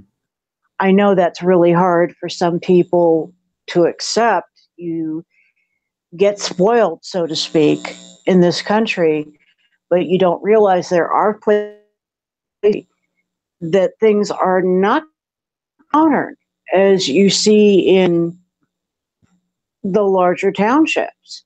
Oh, yeah. Like in the Bay Area. Yeah, there's we are very lucky. We're very lucky here. Yes. There's a lot of Western cities and Western cultures that are incredibly lucky who have built that culture up to that point. And it's just, you take advantage of it, and you get spoiled. Yeah. Very spoiled. Yeah. It's unfortunate. There's a series of books called Foxfire. Uh-huh. And if you ever get a chance to look at them, I encourage you to do so. This English teacher up in the Appalachia threw out the textbook for his class. And instead, they created a magazine that was created from the folklore and the self-sufficiency stories that their grandparents used to live on up in these hills, how they used beds, how they used to make their furniture, their reactions to the first time they saw a car. This goes back to the 1960s. These kids were talking to their grandparents. And they saved a lot of this information in the Foxfire books. It's still a magazine that today that you can get. But it talks a lot about self-sufficiency, how to build your own bed, how to build a chimney, which a lot of people do not know how to do. How these people survived up there without the modern conveniences. If you ever want a good education and what it was like back then, check out these books. They are worth their weight in gold. And how they built their own homes, how they made their own furniture. Yeah, all these things. It's amazing how civilizations advanced and did some very incredible things using the technology that they had in that day. I mean, and they were so precise. I mean, so precise. I mean, the columns of, shoot, what is the name of that temple? It's one of the very first ones when you coming through the sea towards, I think it's the Temple of Olympus. From the Temple of Olympus, when you're out in a certain distance and you look at the temple, all of the columns appear straight. And as you get closer, you find that each one of the temple things just bends just slightly. And that was an effect that they did on purpose. And it is, I mean, that is like laser point precision that somebody would have at that time. And they did it using whatever they used, sticks, string, the sun. I mean, however they did it with incredible precision. So yeah, it's amazing what they can do. Yeah, a lot of times that kind of architectural precision was by using water. But it's amazing how effective a long hose or a pipe and a dish or something like that can act as a natural lever. The ancients definitely understood some very advanced principles by pure observation, kind of like pure raw magic. You know, you watch what water does, you watch how it behaves, and you discover it can tell you things. Yeah. And yeah, like you said, what you can do with a laser, you can also do with, 2 dishes of water connected by a hose, which is probably how some things like the pyramids were built so smooth and level, is they let the water tell them where the level was. And it's magic. That's magic. It really is. That's a kind of magic. That's communing with the natural world to let it teach you how to make a better widget, so to speak. Yep, definitely. Yeah, so it's amazing. It's amazing. Yeah, and a lot of those skills, Waya, people aren't going to have them. They just don't know it. I mean, how many people know how to start a fire? Exactly. Exactly. I sent the first Foxfire book to my niece, who had told me, I'm interested in all this. She went absolutely berserk. And even more so when I told her there were 14 of these books that were out there. And these kids had literally preserved all this information. The first book teaches you how to build a bed, a chair, a log cabin, a chimney, and how to make your own soap. And she had never gotten the idea of how things were done before. She went crazy over it. She thought it was wonderful. So if you ever want to check that out, there should be a website for it, but you can get the books through Amazon used, and they are worth their weight in gold. They're absolutely worth their weight in gold. Yeah, I think just in general, for anyone who considers them sort of pagan, heathen, nature-based religion, I think that looking up those kind of resources and trying them with your own hands, at least experimentally, at least, maybe not make a business out of it or not make a long-running hobby, but actually try to start your own fire or try to make a couple of bars of soap or not easy. Dip candles, because that really gets you physically involved in your practice. Everyone talks about sharing references on ceremonies and stuff, but if we're nature-based or reality-based practitioners, and there's like a bunch of bushcrafting channels on YouTube. Sometimes I watch them as a kind of nature porn of some kind. It's like, oh, here, let's watch this guy make a fire with 2 sticks. It kind of is, because I don't have to do that anymore. But I turn the knob on the stove like normal civilized people. But I grew up doing that. I grew up doing that stuff. And so it's kind of nostalgic, not to have to, it's nice not to have to do it, but I think it's a really good education in sort of paganism and nature-based religion and nature-based magic for people to literally take some time, take a few of your dollars, buy a block of bayberry wax or honeycomb, or learn how to, and dip a few candles for yourself and literally make them yourself from raw ingredients from nature, and then see how that affects your ceremonial magic, or see how that feels on your altar. Oh yeah, that was very much part of especially a magician's training, was creating the tools, because you didn't, there was no place you could go and buy all those things, I'm sure maybe there probably is today, but you had to create all of your tools. You had to create your altar and your scepter and your cup and paint it and do all that stuff. And I mean, even Raymond Buckland's book, the big blue book, like a good half of that is how to create, shoes and an altar and a cape and candles. And yeah, all those skills are important to have, because it's each element that you take part in and put yourself and your energy into is, it makes it that more important to you for the ritual that you're going to do. Yeah, and my other advice is, and it's hard for some people because Metropolis is, but to go out into whatever the equivalent of wildness is that you have, and maybe there's cosmopolitan versions of these, but see what nature gives you that you should incorporate into something you're doing. I know a lot of people do that, but I just want to encourage it, because it's amazing how often I had something before me, and literally a blue jay flew by, dropped a wing feather, and kept going, and just kind of said, "Here you go." And that ended up being a very powerful reagent in what I needed to do, or a very powerful focus for a journey I was going to take. And then I would use that and derive all the benefit of it, and then let it go back to nature, because whether I was done with it or not, it was done with me. And so, letting these things pass through your life and getting used to having them pass through your life is a good way to maintain that sort of everyday magical perception of the world around you, and just being aware of it. So, advice. Yeah. Part of my idea that I made for going to powwows and things like that, I sewed by hand with a needle and thread, not using a machine. And as I said, I was talking to my niece, and I mentioned to her that I knew how to make moccasins and I knew how to weave baskets and things like that. And she was utterly blown away. You know how to make shoes? And I said, yeah, I know how to make moccasins. I can make shoes.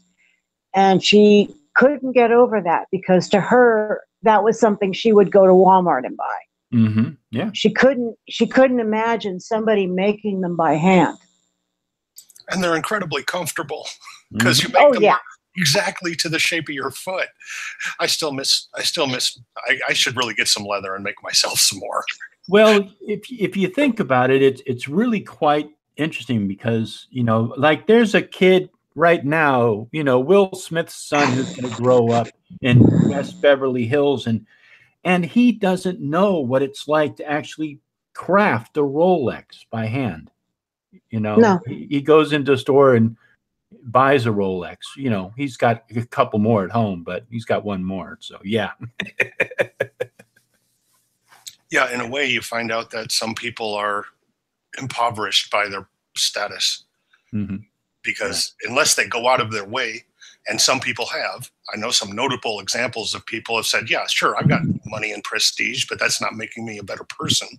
And then went off and did some completely other thing where their money didn't matter and nobody cared about their prestige. Like movie star Gina Davis. She was a movie star.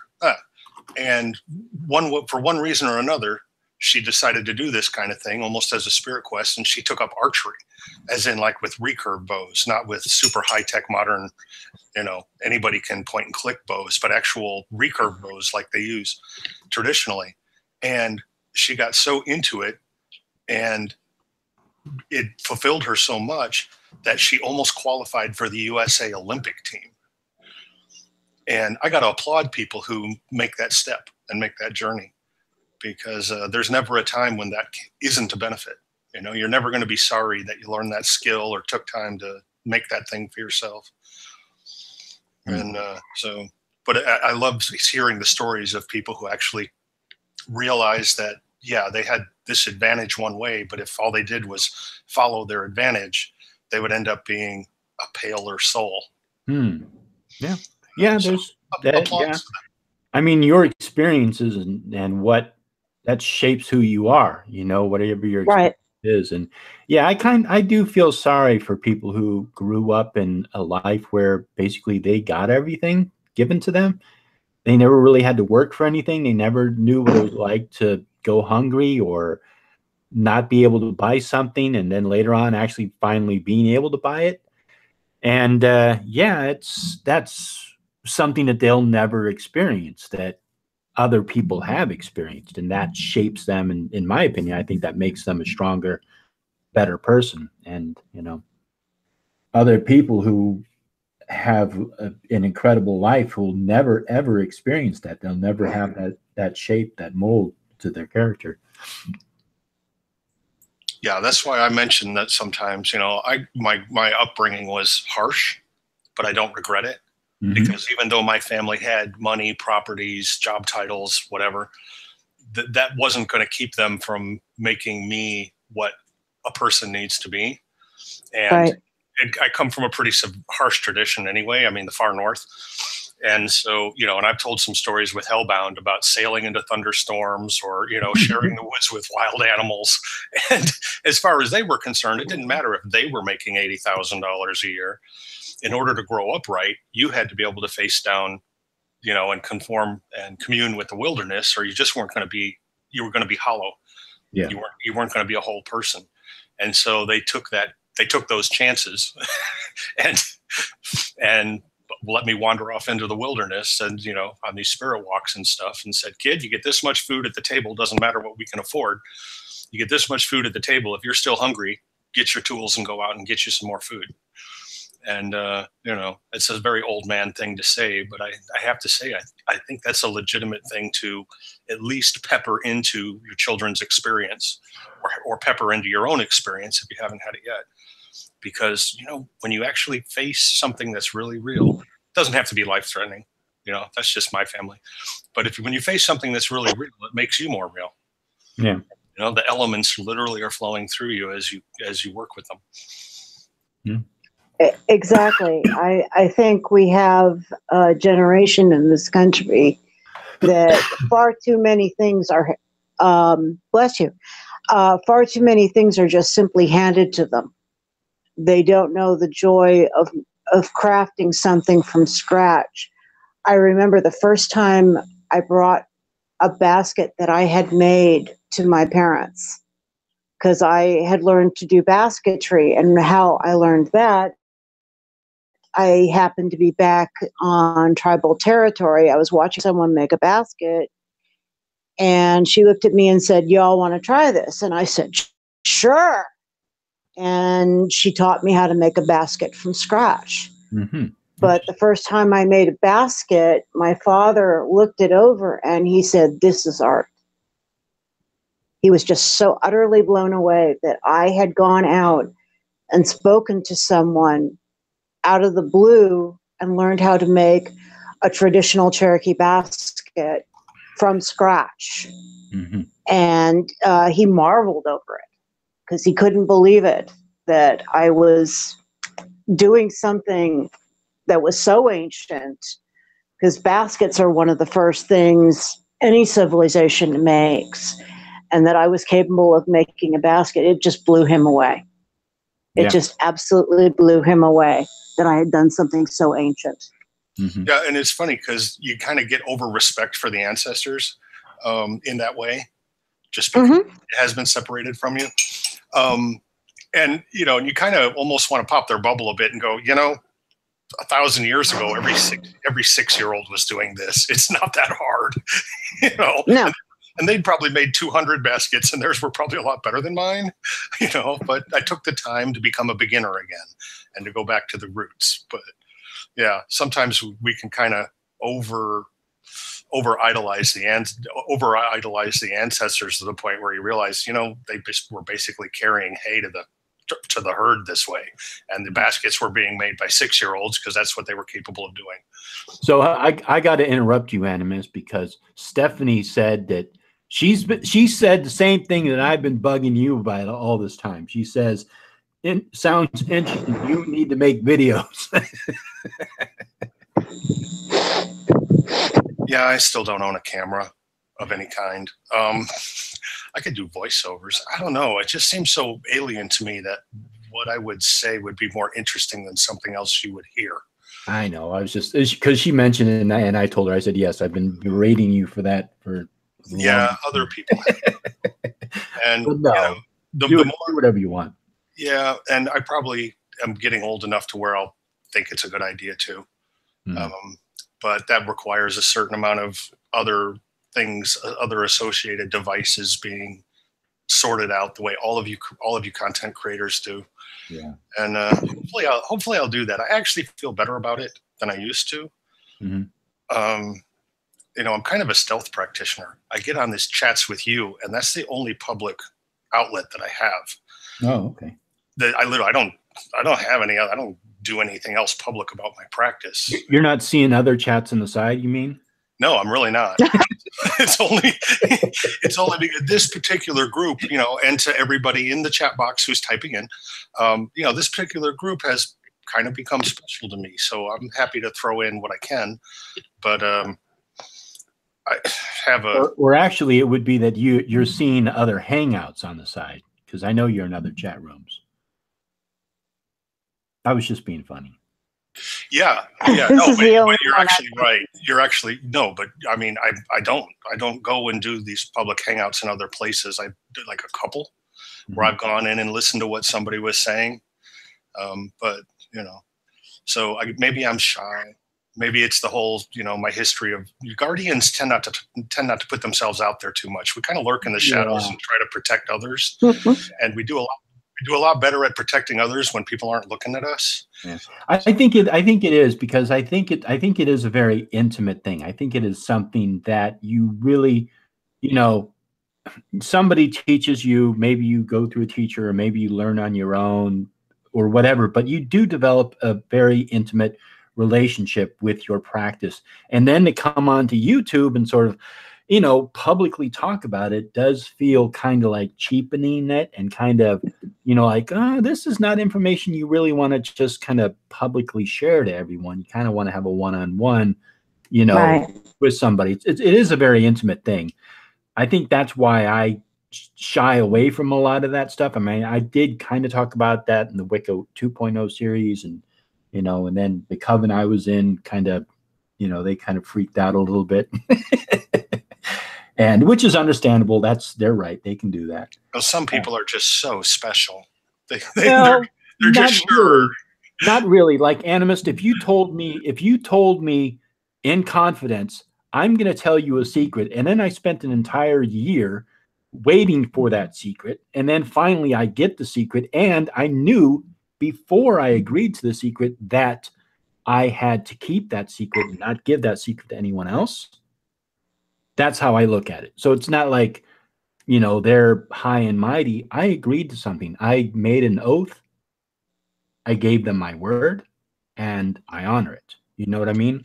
Yeah, so yeah. I can understand I completely understand their perspective. I don't think they're being hoity-toity, hard guard, fundy Wiccas, Well, it's just, I remember that episode. I remember that period of time. And I also remember you saying very specifically that what you were talking about wasn't what you did or learned with or from them. Right. But the fact that it was like they were jealous that somebody else knew it. Yeah. That's my gripe, I guess. Is I know what you're saying. It's kind of like that. It's kind of like that. Yeah. It's like, who has the right to this information? You know? Exactly. Yeah, It's almost like because you promised to keep a secret, that doesn't mean everybody else doesn't already know it. You know. Well, yeah. I mean, yeah, exactly. That's kind of the key. It's kind of like the one thing. It's kind of like I'm the type of person I want to give people the accurate information. I want to give them information that I know is like I can source it. I can go back and say, okay, this is exactly where we get the, you know, the now I can't even think of anything. But like this is where you get the 4 powers of the Magi on the, you know, on the right. It's previously publicly in print. It's not like so you can source this is not something that's unique to anybody. Exactly. Gentlemen, you're going to have to excuse me. My husband wants to go to bed. No problem. So I'm going to have to bail. I apologize if I bored the daylights out of anybody. No, it was fun. It was wonderful talking with you, Maya. Waya. We'll have to do it again. Yeah, it was great to talk to you again. It was great. I was also grateful to send you both The Soul of an Indian. I hope you had a chance to look at it, Animist. I think you're going to find a lot of things in there that will make sense, especially on your relationship with Native people. Yeah, I'm looking forward to reading that in detail. That sounds great. It's an awesome book, and I recommend it to just about anybody who wants to know what Native beliefs are like. Not the wagey stuff, the Lynn Andrews stuff, but what our people actually think. And it's an ebook out there. You just have to Google it. But anyway, I wish you both a very nice evening. All right. You guys have a great night. I'm going to let my husband go to bed. But thank you both. Wado to both of you. I really do appreciate you guys letting me come in and hang out with you guys, because it's refreshing to be able to do that. Okay. So you have a good evening. I will contact you on Facebook about that subject. Okay. All right. I also left my cell phone number if you want to text or call. Sounds good. You guys have a great night, okay? All right, night. Good night. So yeah, I'm probably. I mean, I'm enjoying this right now, but I probably will wrap it up in a while. We'll see how it goes. But Stephanie, I invited Stephanie on if she wants to join in. So the link is in there if anybody wants to hop in. That would be great. Yeah, she's nice. She has a channel. She talks about tarot and well, when I was looking at her channel, I think she was going through her tarot series. She does some great book reviews and takes you out in the world to see Florida when it's snowing. When I was shoveling the driveway 4 times in the same week, she was taking her camera out and taking me out around the beach, and I was getting to see life come to the land down there.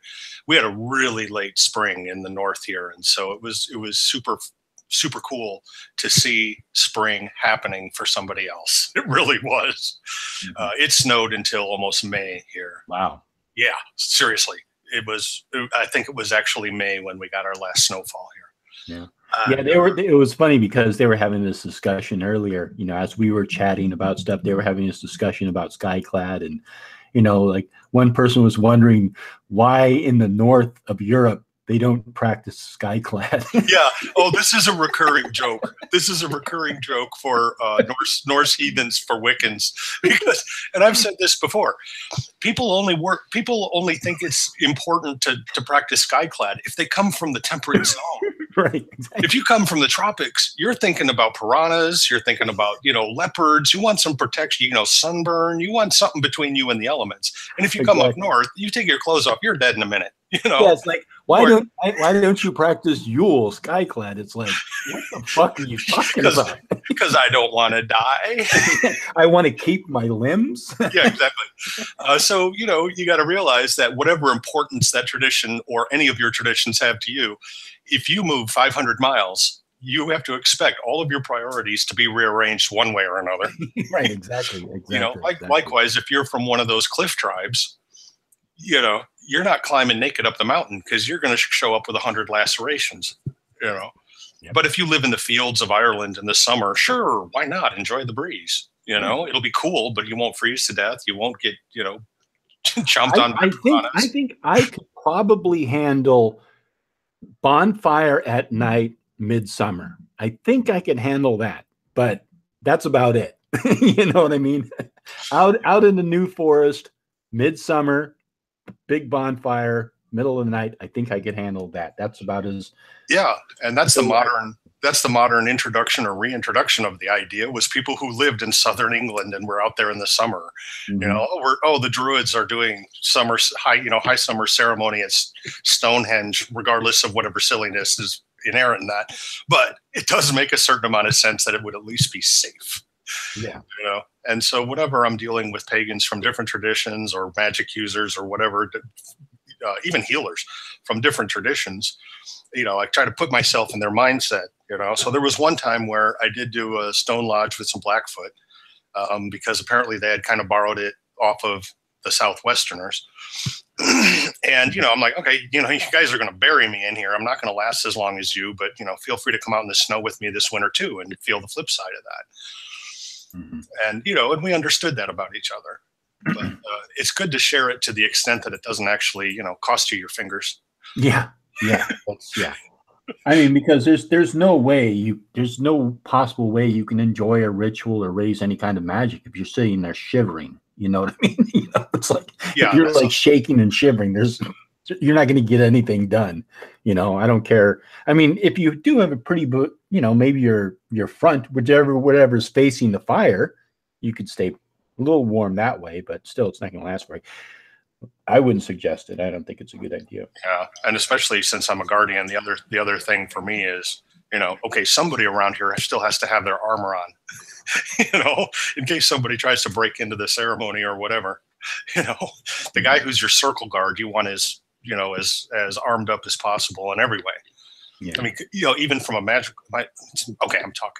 even from a magical standpoint, there are evocations or invocations that a circle of practitioners might do where they have to be very open, very accepting, you know, I think the phrase is drawing down, or, you know, very much putting themselves naked before the forces of magic. Mm-hmm. But it's a really good idea to have somebody somewhere around that circle who's not doing that, who's actually still got all their defenses up and is not going to derive the same benefit from the ceremony, but it's going to make sure the ceremony doesn't get interrupted. Mm-hmm. And I think that's an important element of group practice, is to realize different people are going to have different roles. Yeah.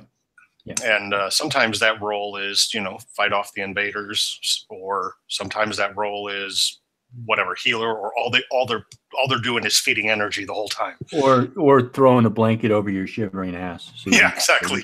Yeah. You know, and, you know, they got the polar plunge up north. Less the damn cakes. I'm freezing my nuts off here. But, you know, people tend to embrace whatever is the hardest thing about their climate. Yeah. You know, like up north, they literally dunk themselves in frozen water as an experience, mm-hmm. as a way of getting close to the line of nature. Hey, there she is. Hey, Stephanie, how you doing? She's all animated and everything, all professional with a real camera. I only got the camera this last year. It's beautiful. Wow, you're all animated and everything. I don't even have a camera, but then I'm not as pretty, so, you know. Oh, no, don't say that. You're probably really, really pretty. I'm really like I've been really curious just to see what you look like so curious. I look like a 50-year-old Norseman who doesn't shave as regularly as most people would expect, and has 2.5 foot long blonde and gray hair. So he's basically hideous, and he's got a foot long tooth hanging out of the left side of his face. Yeah, and a big, huge, like cancerous growth in the middle of his forehead. It's kind of like I was saying about the putting out videos thing. It's like everything about my practice has always been about directly connecting with people in person. You know, because one thing, there was no internet when I was growing up. Right. But, you know, people who are guards or healers, they're right there with you in the room. You know, it's very intimate. And so transmitting things across these kind of more disembodied, it's a lot harder. It really is. Well, it becomes a spell. it becomes the sense of a spell. I mean, we can do effects at long range, but having them going on so casually just seems a little bizarre to me. So it's, I'm slowly getting used to the idea. At least maybe at some point I'll spend the whole $15 for a webcam. Well, I was you could just chat about some of your concepts and some of your philosophy. Yeah, I'd want to have some kind of slideshow. At least some images. I don't have huge ambitions as a video maker or anything like that, obviously, but I would like to be able to put up like drawings or hey, here's a picture of a thing. Seriously, iPhone 5S. I use this crap thing all the time. A lot of people record their audio with the iPhone, and it's perfect. Are you guys getting an echo back? I'm not. Are you? Okay. No, I thought I heard myself, but I don't know. I'm not here. It sounds okay. I mean, there's a little natural echo in your room, but it's the normal. Like if we were there, we'd be hearing it the same way. I'm sure there is in mine too, because I'm in a bare bone room.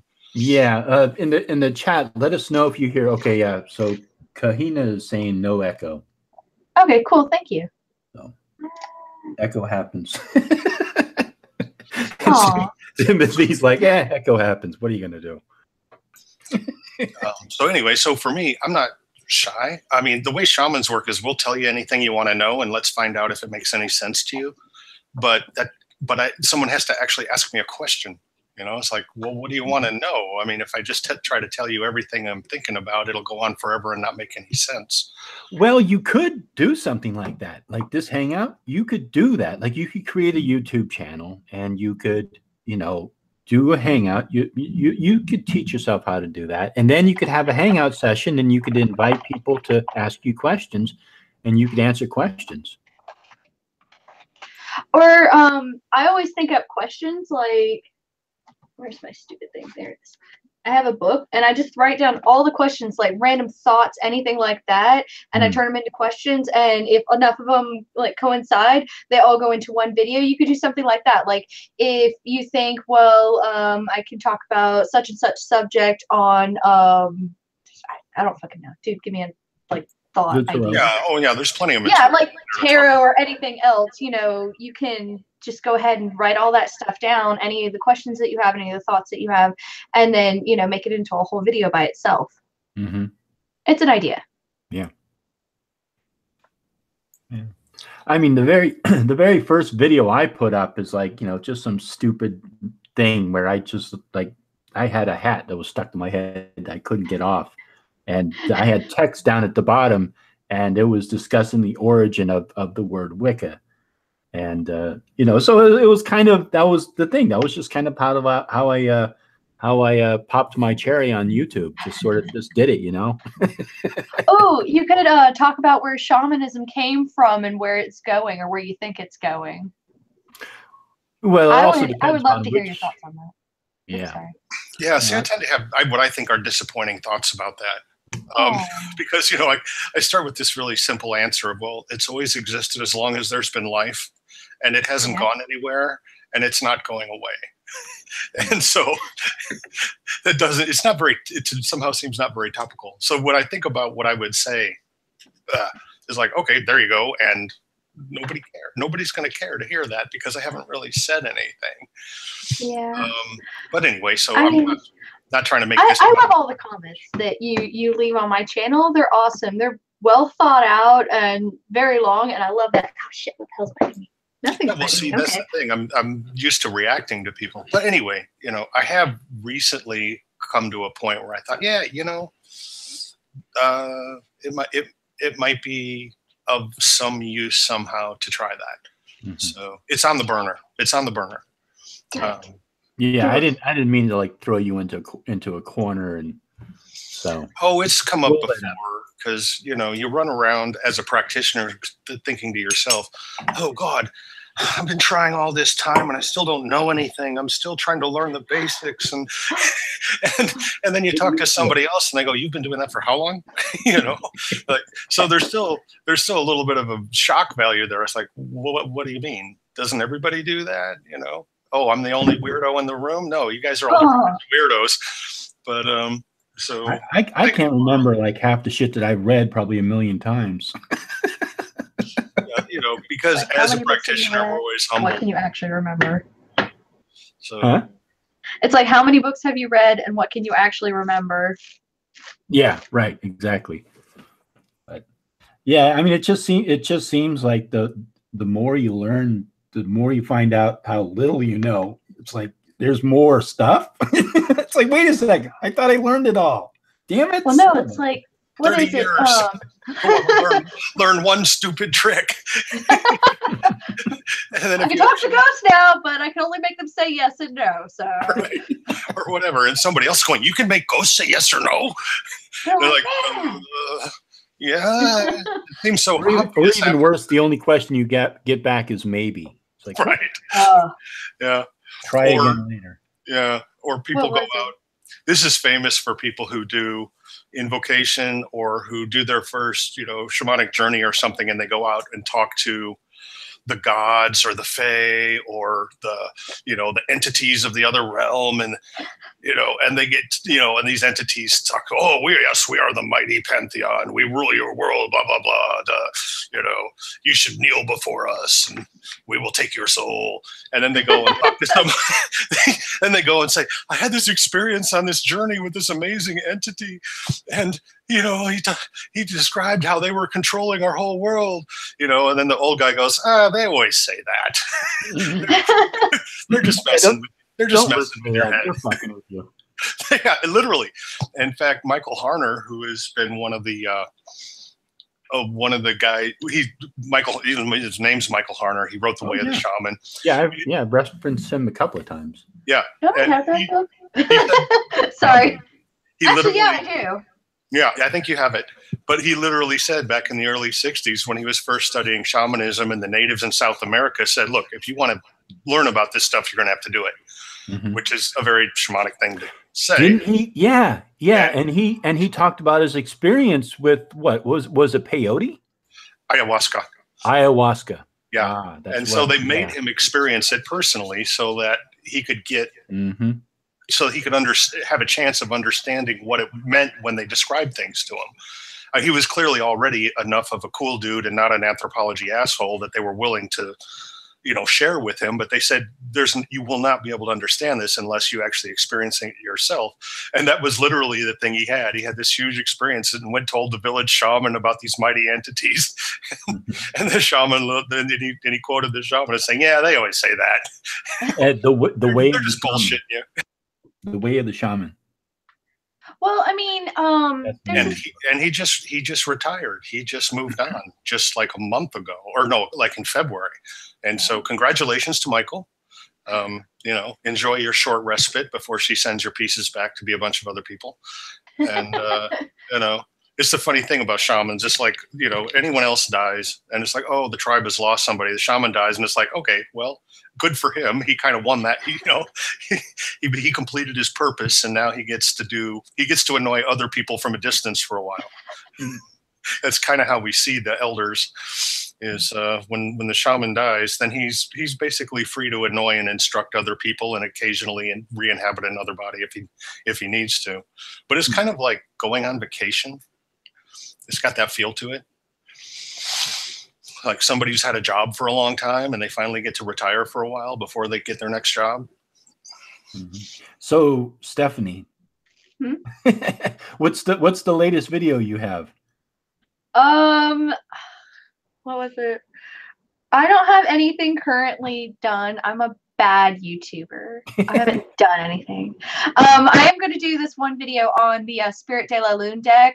Just go through it, like fully show all the cards, because actually one of the girls that lives around where I actually have a YouTuber that somebody watches me. I was like, what? But somebody actually, yeah, and she's actually local. I've met her before, doing like rituals and stuff, and she's really cool. But she was like, I want to know what the deck looks like before, you know, I, you know, buy it. But I guess we're not close enough that I can like hand her the deck or whatever, be like, here, look at it. So that's gonna be the next video. Other than that, it's just like Outer Temple of Witchcraft. I love that new book or not new book, it's new to me, Isn't that funny? Like old ass books are new to new people. So anyway, it's DIY Totemism by Lupa. I love that book. I don't know why. Okay. It's just it clicks in my brain, right? So what's your next video? Because I just caught on like the very last when I started commenting. That's when I got on. Oh, okay. Well, cool. Yeah, I got off work and I was like, hey, he's on. Yeah, because you left a couple of comments and, you know, and they were definitely thoughtful comments. And I was like, hey, Stephanie, you know, you're welcome to come on anytime. Because, yeah, yeah. Yeah, and then I told you, I was like, I can't do that because my job, but here we are.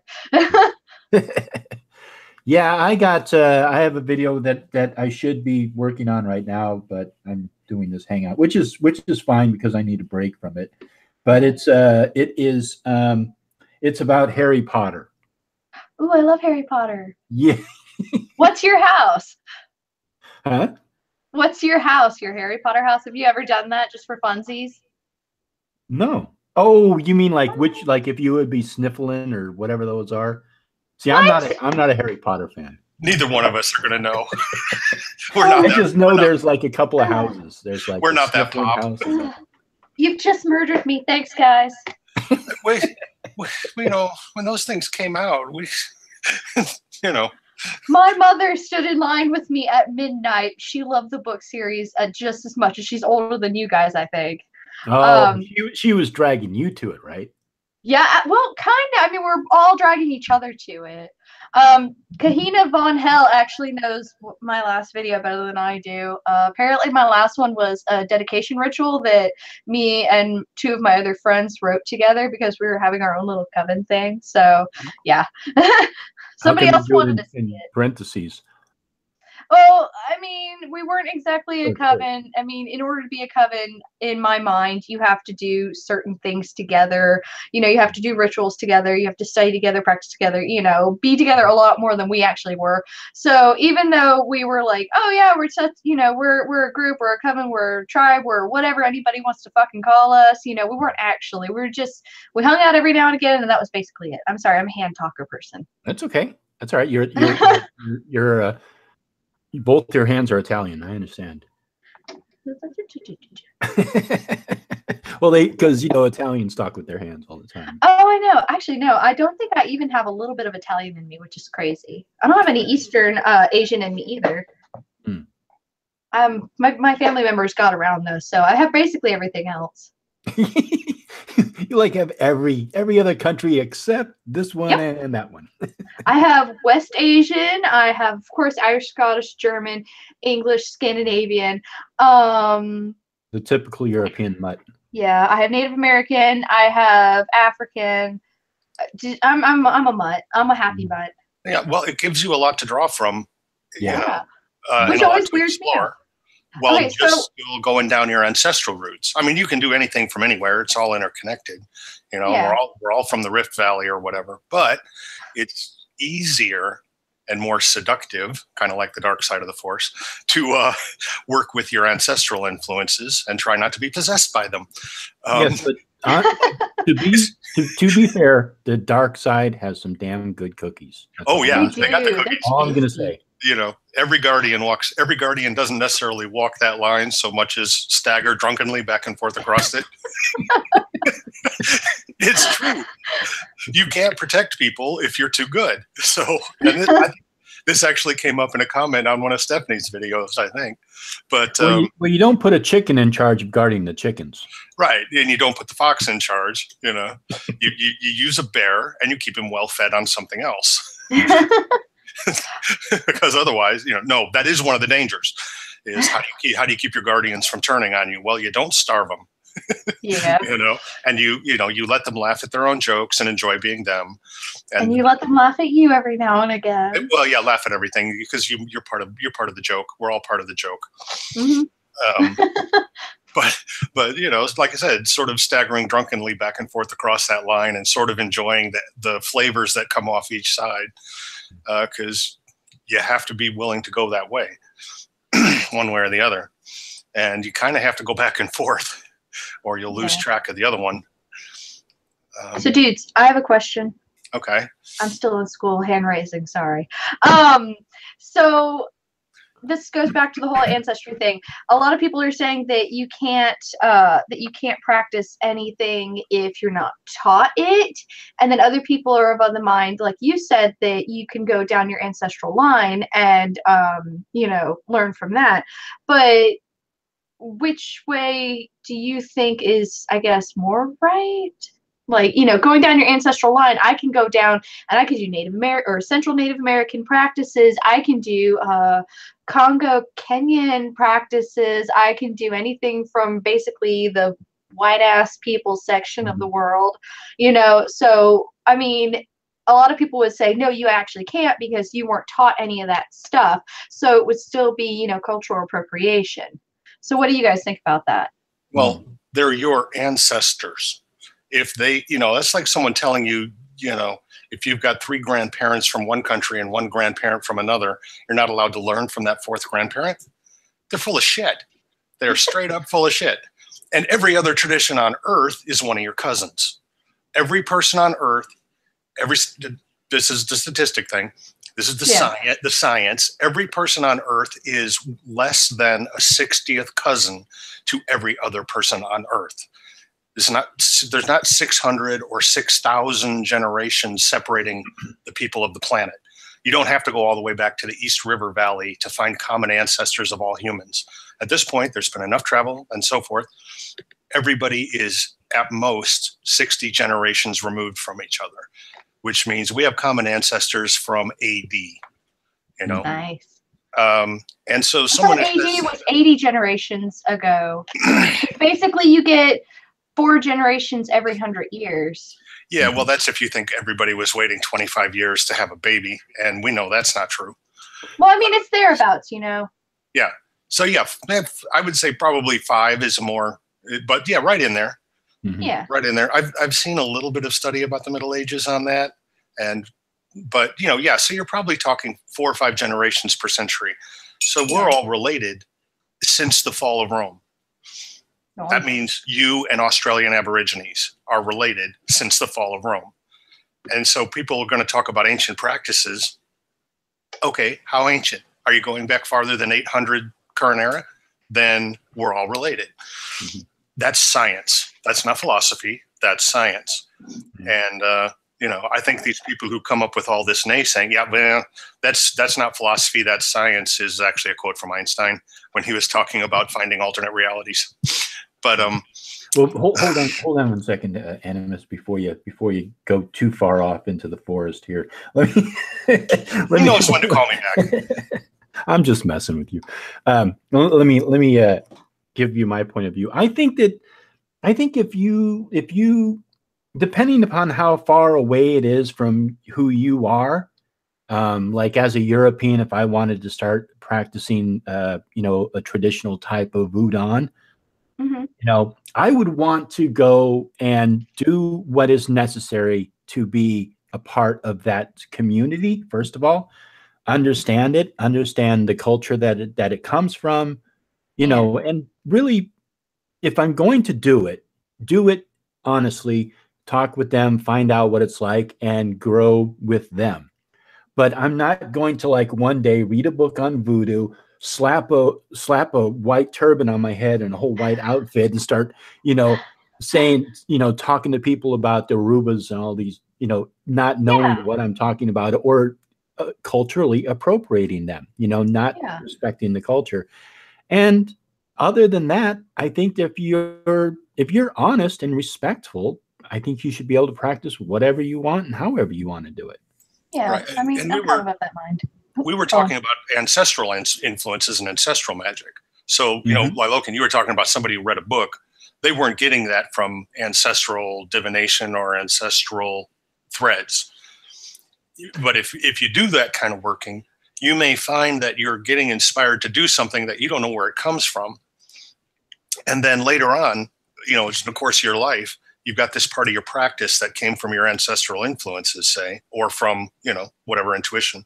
And you find out that... Then I misunderstood the question. Yeah, but then you got that on your own separately.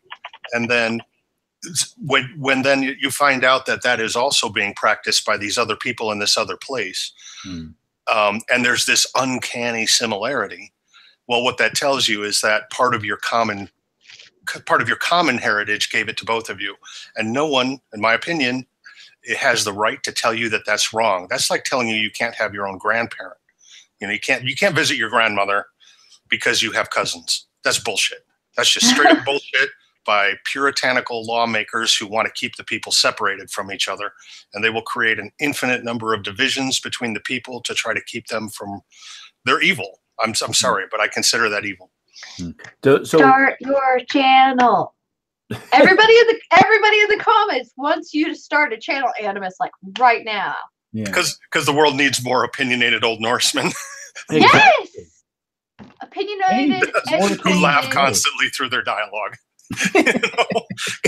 Because that last little rant, if I typed that out, people would think I was really angry, and really serious. And well, it was passionate. Yeah, nothing wrong with that. But you notice the whole thing is laced through with this kind of iconoclastic humor because that's how we are, and so. But I've had that reaction before. Gosh, you seem really upset. Blah blah. And it's like, no, I was just telling you what I really think. You wouldn't have studied this as long as you have if you weren't passionate and invested in it, right? Yeah, and I'm not afraid to believe what I believe because I don't know any other way to believe. All I can do is acquire new information and try to work that in somehow. But at any given point, there's no point in being shy about what I think I know. As long as I can stay open to the fact that I still don't know everything. All right, I got a bone to pick with you, buddy, because everybody in my chat room is talking about how they want to hear, they want your channel, they want to go and hang out in your chat room. I got a problem with that. I'm so bad. I helped that along a little. He's stealing my viewers. Well, fortunately, you're allowed to have more than one subscription on YouTube. Everybody go to Animus. Start subscribing to him. Oh God, that's so embarrassing. It's the closest thing to embarrassing I'm capable of experience. I've got like 33 subscribers and I've never made any content. Every time there's a new one, it's like, okay, here's another person who wants to. They click on your YouTube channel every morning at 8 a.m. They click on it. They're like, well, I don't know. Where is he? They're trying to be supportive and encouraging, and I feel, like I said, I'm a healer and a guardian. I'm used to working directly with people. This is all kind of bizarrely new to me.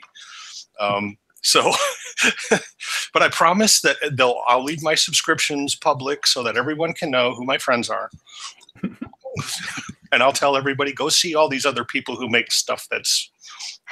Yeah, and I mean it's true. Everybody, like you usually find like little circles. Everybody kind of like they find their little circles of who they watch and what they watch, and then everybody kind of gravitates to them. But people. I have all kinds of weird channels that have absolutely nothing to do with each other in my subscription feed. Yeah. But anyway, I think I'm going to try to do that because people have given so much on this platform and in this community that if it's got the possibility to be helpful, I'll try to do it.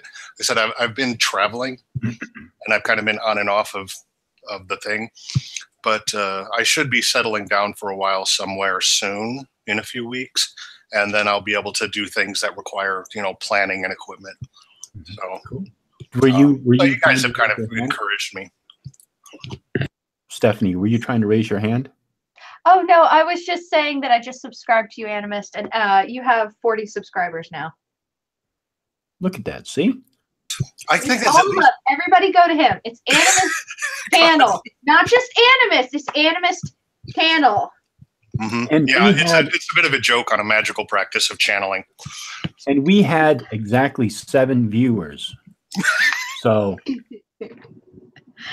went up from 33 to 40. Okay, we'll call that an inspiration from Coyote. Yeah. And while he's not my favorite, I try not to piss him off because I have enough humor. Favorite. Well, he's a lot of people's favorite. No, I follow. He doesn't get along. He doesn't get along real well with Bear. No. Some of your totems you have to have a collection that you can balance within yourself. Like, and what so is it? If you're if you're with Sabretooth, don't be with Horse at the same time. Try to keep them more separate. Is that kind of what you're saying? Well, yeah. Well, and see, this is where it gets into the long thing that I'll try not to do. But depending on how you are able to arrange your spirit, it is possible to have ones that their avatars wouldn't get along in the wild. So you have to give each of them their own space. So, for example, I have a relationship with Panthera, which includes tigers and jaguars. But I also have an ancestral relationship with stag, with deer. These two, left to themselves, aren't necessarily friendly, but they do have a balanced relationship in the ecology. And so using that dynamic, they can both be productive to your ecology, your spirit. So but it's not like you want to carry them both on your right arm. Yeah. You know? Oh no, I get where you're coming from, because I have otter and coyote, and I was like, because coyotes sometimes eat otters, so it doesn't really work out all the time. Right. So they each need their own kind of orbit. One of the ways I like to think of it, in fact, one of the ways that I was able to do the last really big thing I did shamanically was actually partly inspired by studying the orbital diagrams of electrons. Because, electrons don't want to sit in the same electron shell. They don't want to be in the same part of the atom together because, the charges repel.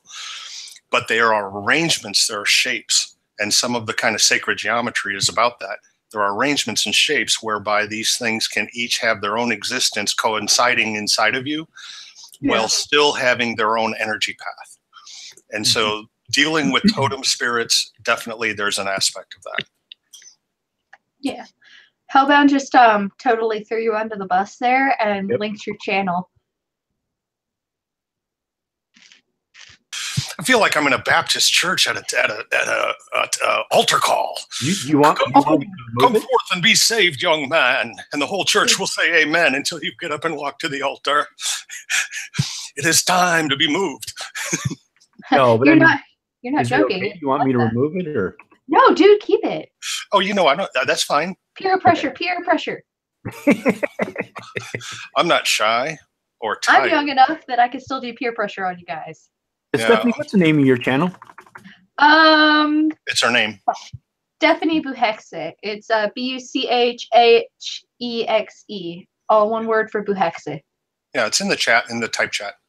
Yeah. And she's got a great channel. She makes fun. She makes fun. You're right. I could just click on it. Thank you. Yeah, you make fun of it. I'm doing it the hard way. You're actually looking it up and going, I've never been here before.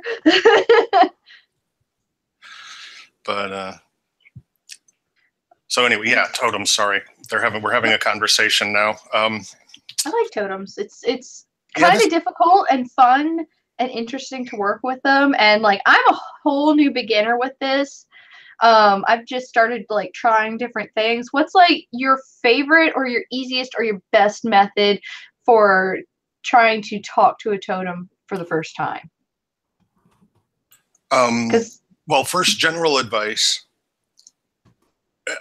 understand that they are themselves. The way they work, regardless of whatever scientific explanation or whatever doubters, God, I'm using ancient words, whatever skeptical reservations you have or, things that might come up, you deal with them as if they are what they say they are. And as if they had their own being, like Bear is really Bear. Yeah. He's not a part of you. He's Bear.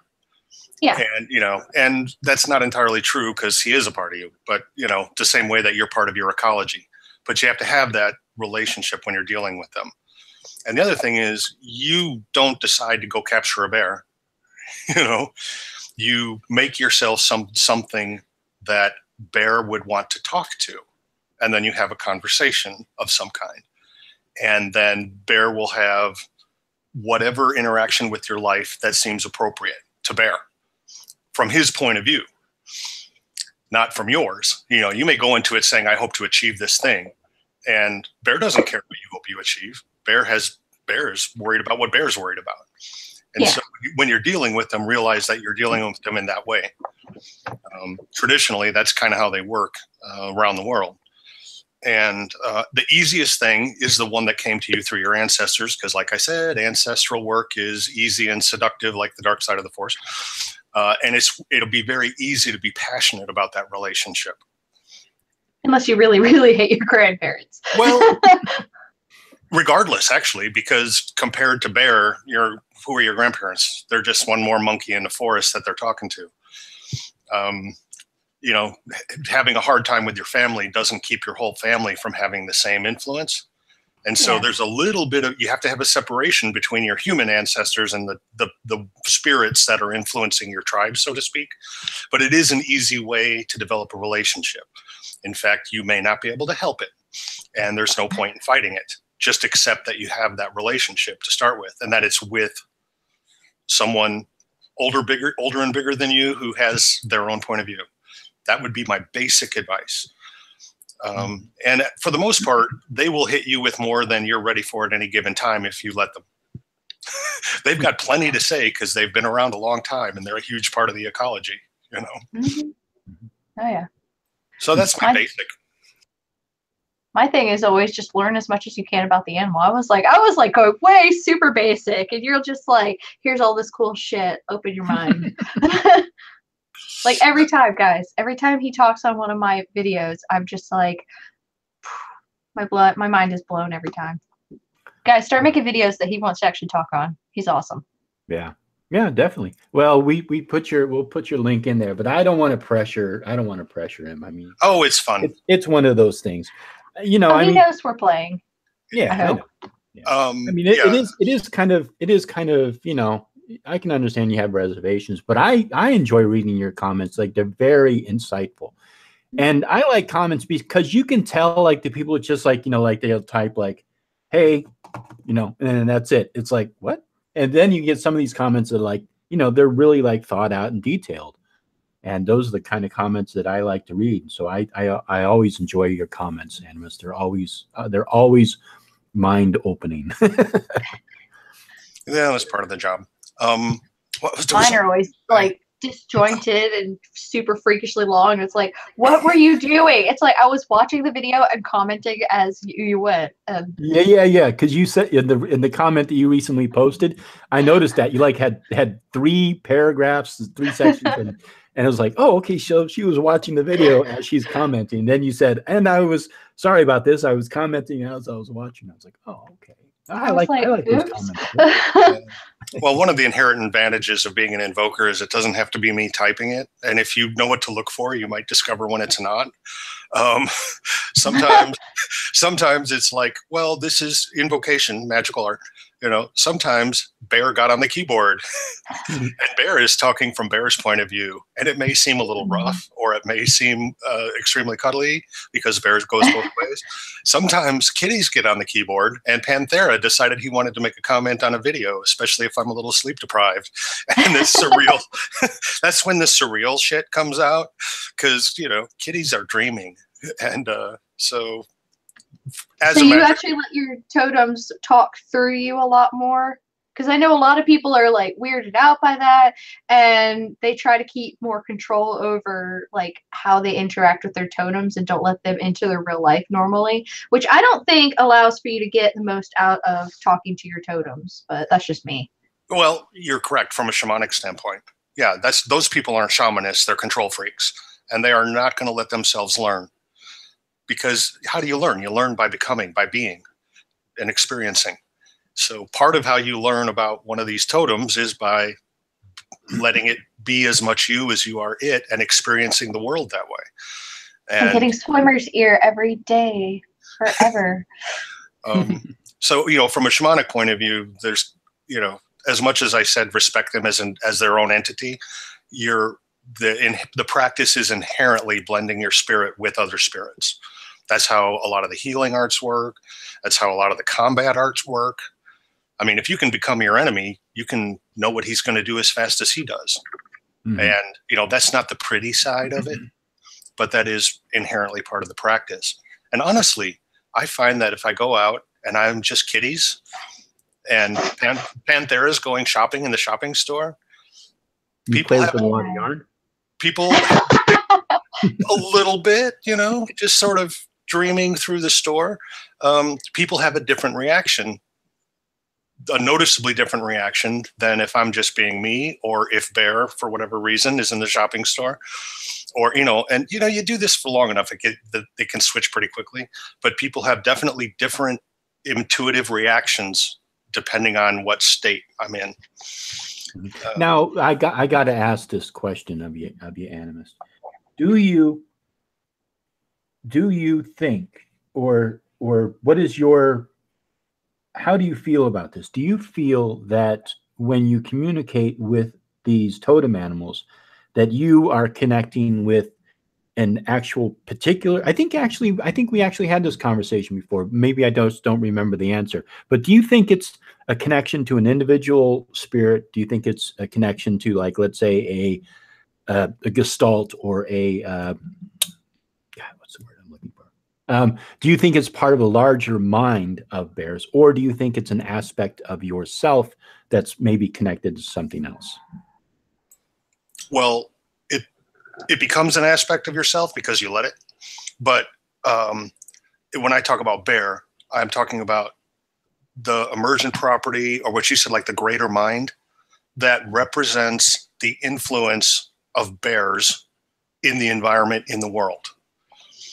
And it's kind of like your mind is part of the, like you said, the total gestalt of the environment, of the world, of the total, like, spiritual field or quantum field of reality.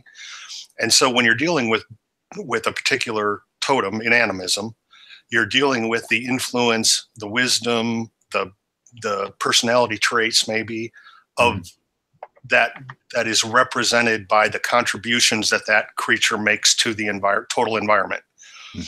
Now, if you're actually out in the woods and you meet a bear, now, which happens, you know, people go out in the wild, people go out, you know, like I said, I used to live in Redding, California, and the bears were within the, you know, boundaries of the town.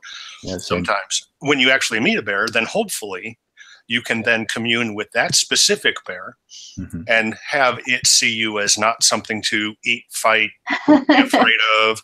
Hopefully it can continue to go about its business without seeing you as alien or an intrusion. Don't run. God, don't run. That depends on the bear. Oh, okay. You know, sometimes they're really busy going down to get some fish or berries, and they could give a shit what you're doing, but that's not something you can guarantee. You know, and 99 times out of 100, you rather they just keep going down and, you know, get their fish and berries, because, you know, there's no guarantee that the bear is a shamanist, you know. Yeah, I know. They may just be an obnoxious asshole among bears. Just like any other person, you know. So they have when you're dealing with an individual creature, you're dealing with something that has its own personality, its own, you know, its own makeup. And so not to disturb it is usually the first best call. Sometimes you go out and you literally need to find, as part of this, especially when I've talked about spirit walks before, and you're wanting to go out and interact with the avatars of the spirit, specifically to get a more specific slice of the pie, so to speak. And if you do it right, it works. If you do it wrong, they all run away from you. Yeah. Okay. Yeah. Doesn't really answer my question, but okay. So what was the question? You know. So what I'm. It's kind of. I know. Animus, we've been through this. You and I, the way that we think, our brains are just, you know, they're complete opposites. But yeah, that's when I start pointing to the diagram again, and, you know, exactly. Tell me where on the circle did the spirit interconnects with this, and I'm like, no, you don't. Yeah, where on the circle did the spirit touch you? Exactly. Oh my goodness. Where on this, Dolly? Where did the bear touch you? I mean, it literally comes down to that to some extent. Yeah. And as you get older and you get into more of them at a time, it gets, you know, in some ways complicated to the point where you forget what it's like to only have one you're dealing with. Yeah. You know, it's like, I'm so used to juggling, I can't just carry a ball down the street. I'm just supposed to be. But the story that you conveyed to us about a bear in the woods encountering the bear, so it does sound sort of like the totem is an animal spirit, like maybe an individual animal spirit, instead of like, let's say, a larger, body or gestalt spirit or something else. Would that be correct? It would be like meeting all the bears in the spirit world. Okay. Yeah. So like basically all the bears are one. Mm-hmm. I mean, I don't know, because to me, like I'm trying to like get it in my head clicked right. It's like either all the bears are one and they have one personality and this is bear, or you're talking to the spirit of basically one kind of bear that talks to you and has its own personality. That's kind of how I'm getting. Either all the bears are one, or everybody has their own individual bear, basically. Is that what you kind of mean? I think it would be like kind of like talking to the average bear. Like if you averaged all the bears, okay, that's bear spirit. Well, that's what I'm trying to like. That's what I mean is like, if you put all dogs together, you have dog, and this is the basic personality of all the dogs together, and that's who you're talking to. And that's kind of what I've gotten when I talk to Coyote or when I talk to Otter. Is I'm not talking to an individual. I'm talking to all of them together at the same time, but they are one basically. Right. Exactly. But if you go meet a coyote or a otter, they have their own. They have their own individual point of view as an animal. But yeah, it's like that. It's like you are talking to all bears or all otters, and so their combined experience is kind of what you're accessing there. Yeah.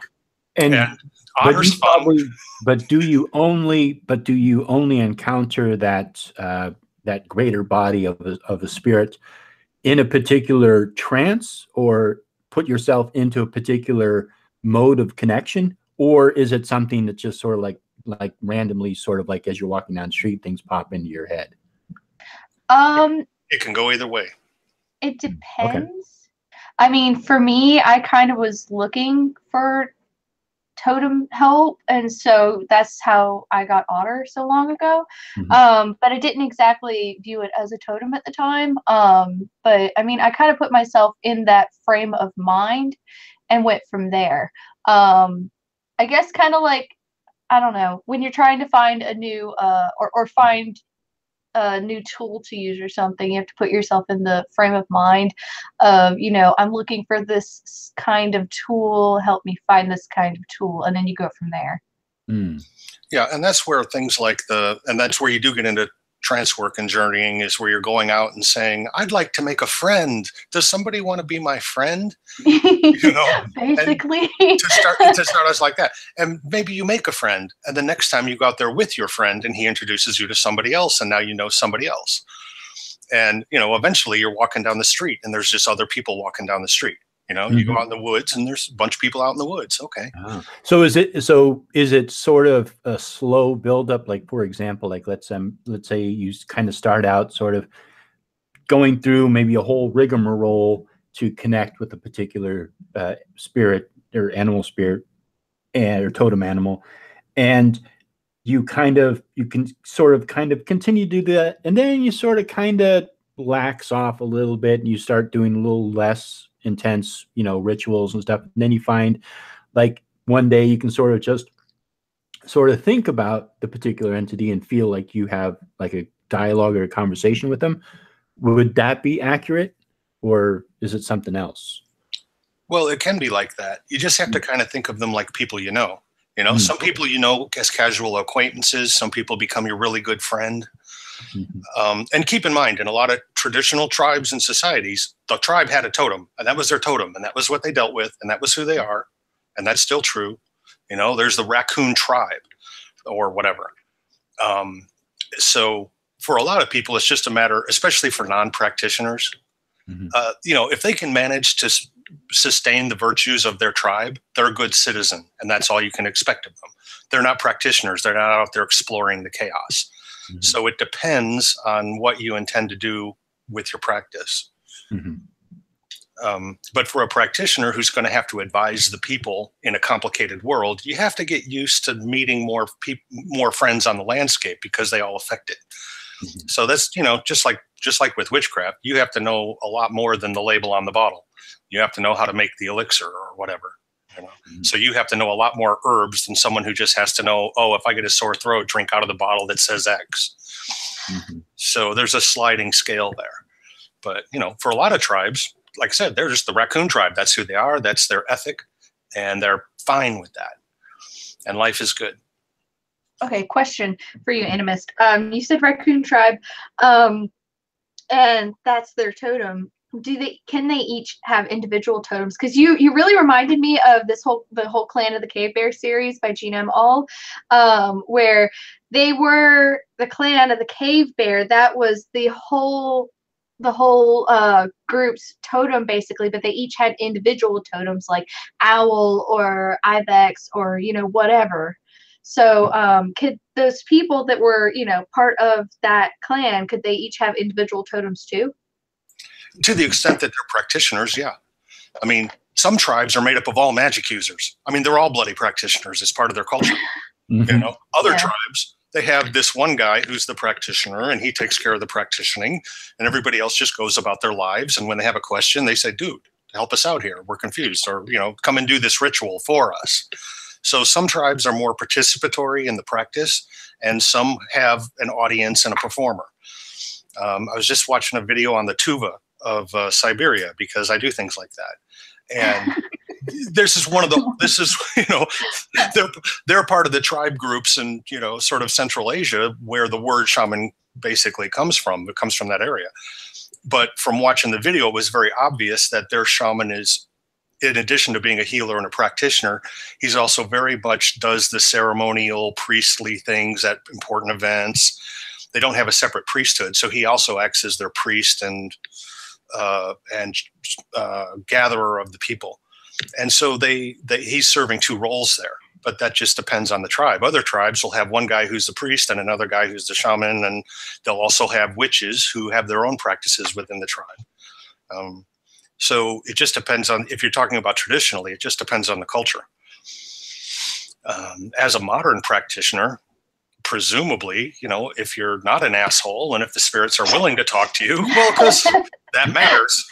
You know? I know it does. It's just I don't see. You said it. It's like, so if you're not an asshole, if you're not an asshole,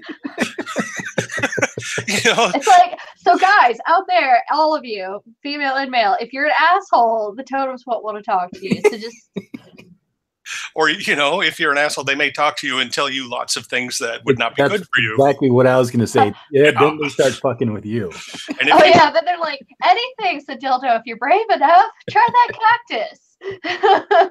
And if you get a certain way down the road and get full of yourself and become an asshole, they may take retribution on you. It's, you know, that's up to them. Or take you down a couple of notches. Oh, yeah, definitely. Definitely. This is a known thing. It's something that Harner actually went to enough tribes and talked to enough shamans to accumulate an average. That if a shaman, like I said, turns into an asshole, starts using his arts for his own vain purposes, he's probably going to be dead within 2 years because the spirits will turn on him. Yeah. Or, you know, just by the way, shamans don't have a gender restriction in just about anywhere. So, you know, on them. You know, if you start abusing your powers for things that they did not intend for you to use them for, they will turn on you and it can kill you. Suddenly, you will not be able to walk through the forest safely. You know, suddenly the bear will decide to eat you when previously it would have just gone about its way. This is known to happen. A shaman's life is not a messed up one. It's actually a really interesting and fun one. One that I really, really am like waffling along the edge of it, like you said, drunkenly, saying if I like it or not. Timothy Gallagher thinks that a shaman's life is a messed up one. Well, I guess it's a matter of perspective.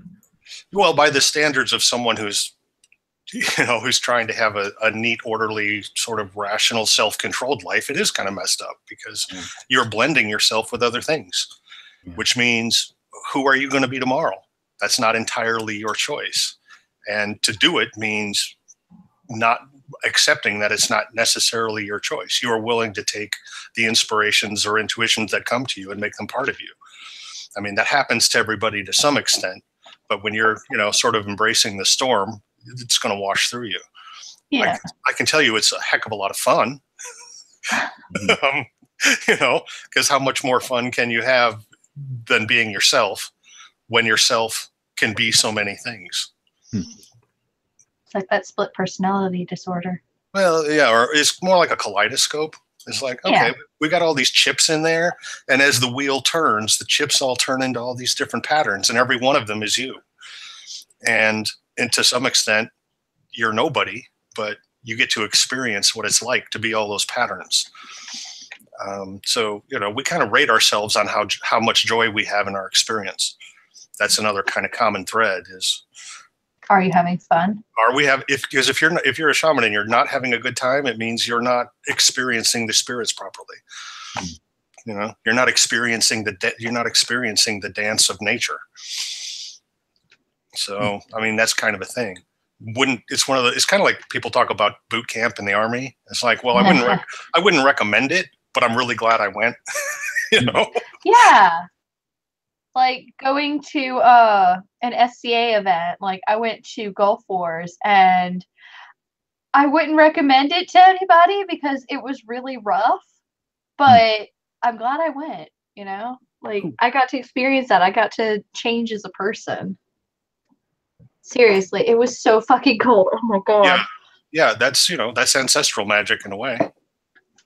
I am presenting to everybody? Yeah, what I was trying to do, I was trying to focus on you while you're talking, because if I make a noise or Animus makes a noise, then you unfocus.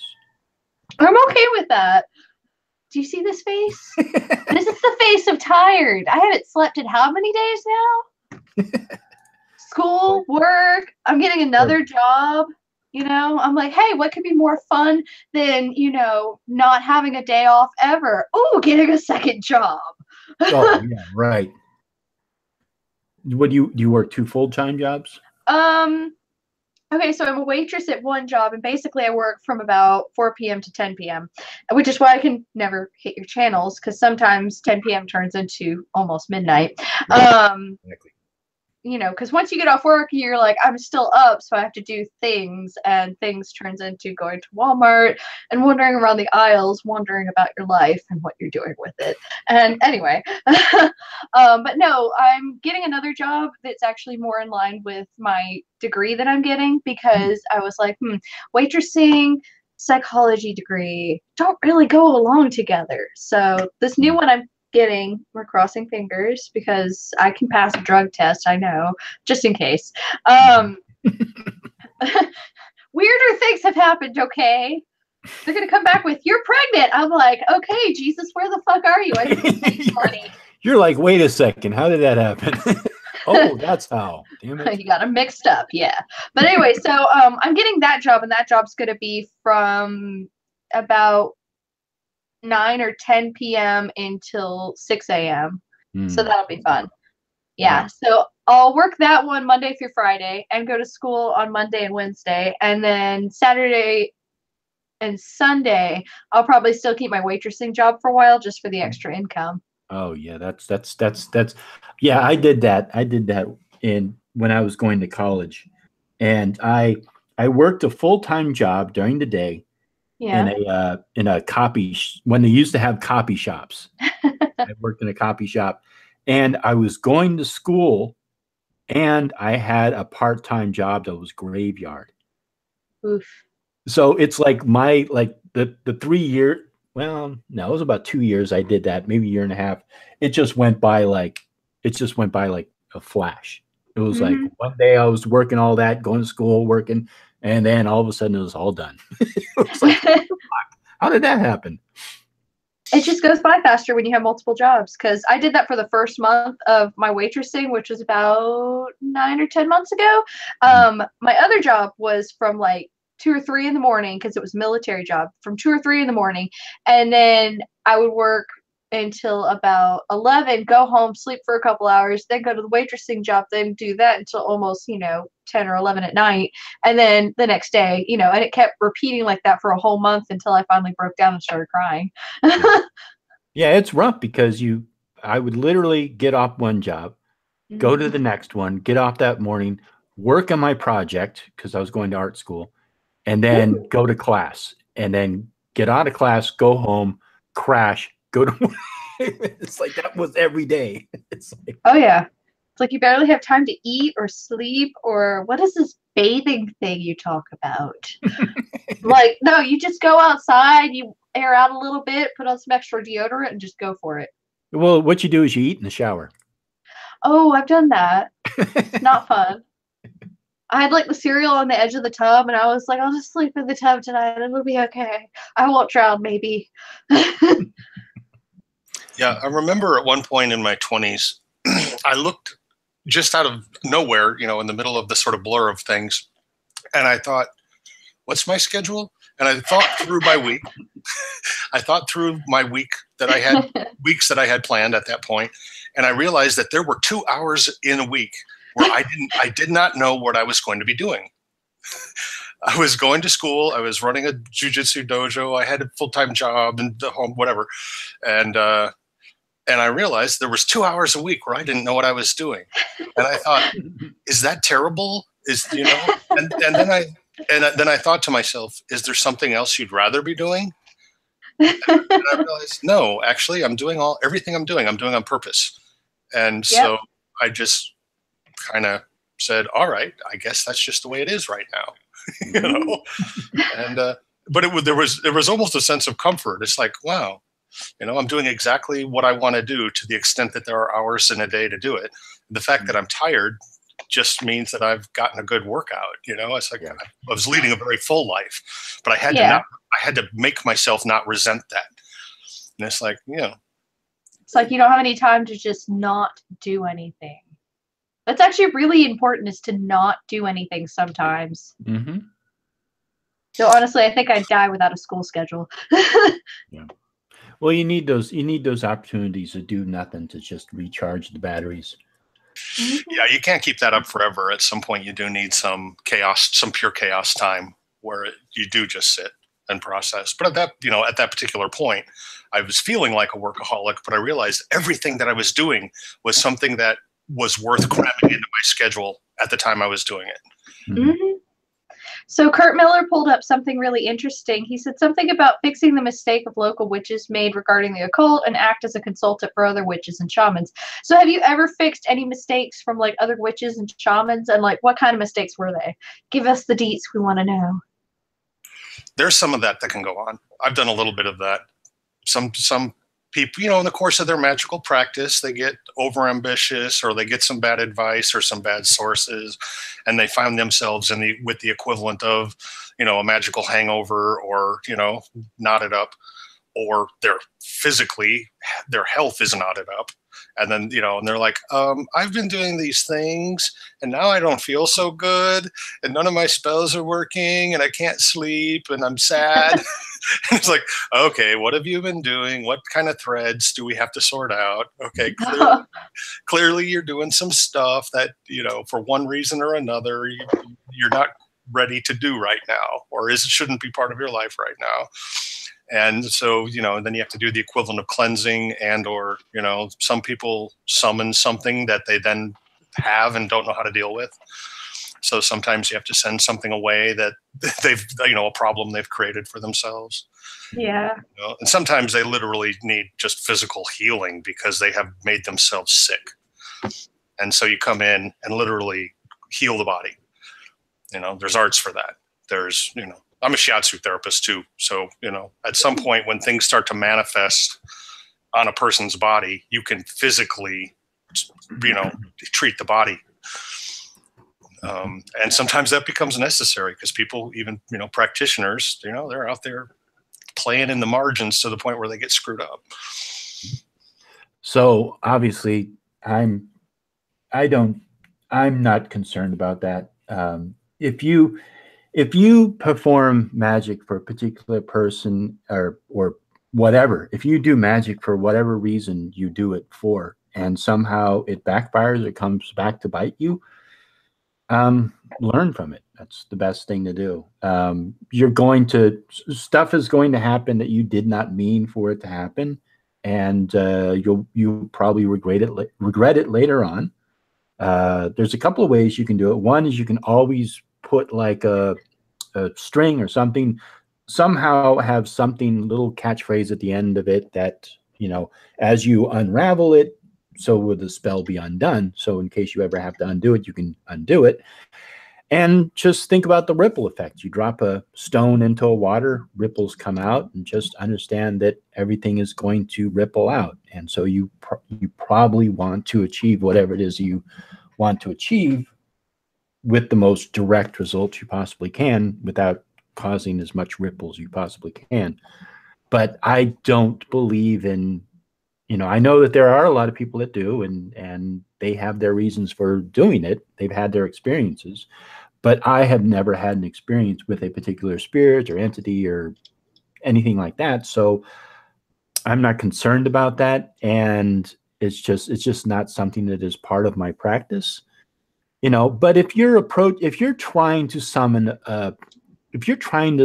Azazel, and you're using the key of Solomon, and you do all the things that are necessary to do that, and you have in the back of your mind the concept or the idea that some sort of a disembodied spirit is going to come forth, you might want to question why you're doing that.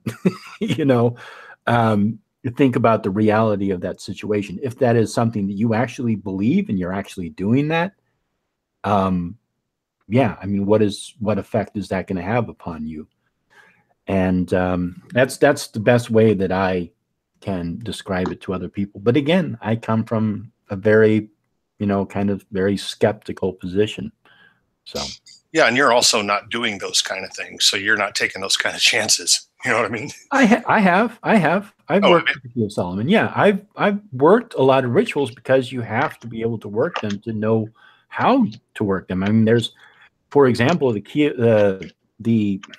the Ars Polina and the Ars Notia and Key of Solomon, there's steps in there that are not explained. You know, a lot of that you kind of have to figure out for yourself. And the only way you can do that is actually by going through the rituals and actually doing it, you know. And also there's certain levels. Like if you were going to do every single thing in that particular ritual perfectly, you would, you know, there's all kinds of things you would have to do. You'd have to get certain metals and make certain symbols and wax and all this fun stuff. So you guys get all the toys. Mm-hmm. Oh, come on. Shamans have cool toys too, but witches do have more fun toys like Ouija boards and shit like that. I mean, all you have to do, Animus, is get a ball of yarn and you're good to go. Sometimes it's that simple. It's like, kitties want to play. Let's go out and dream in the woods. You know, for no reason, for no purpose. Let's just dream because kitties are dreaming. Yeah. No, I'm just saying, you know, the whole prop thing is kind of cool. You know, and we do use props for various purposes, but it's not. I don't know. It's just a slightly different take on it, I guess. Mm-hmm. And like I said, they tend to pass through our life. And it's like, oh, that feather was cool for a while. All right. And then it goes away, but there's no system of that feather. Mm-hmm. You know, it's not something you could put in a book. Say, oh, go out and find a feather and then bring it in and wash it in rose water. You know, because and then do it in this certain smoke of I don't know, copal and dragon's blood, and you know, say these words and write this symbol on the wall and watch it bleed. Hmm. We don't have that fun stuff. Yeah, there's not like a cool cookbook you can just flip through. And sometimes, you know, I think, oh man, ceremonial magicians, they have whatever they have, but they do have these cool cookbooks of, you know, which also makes it easier to teach the next generation. Where you say, look, a bunch of us have done this. If you do this, you should get this result. There you go. Now practice that until it works. You know. Now, divination is something that is actually a little different. And I do have a different take on that.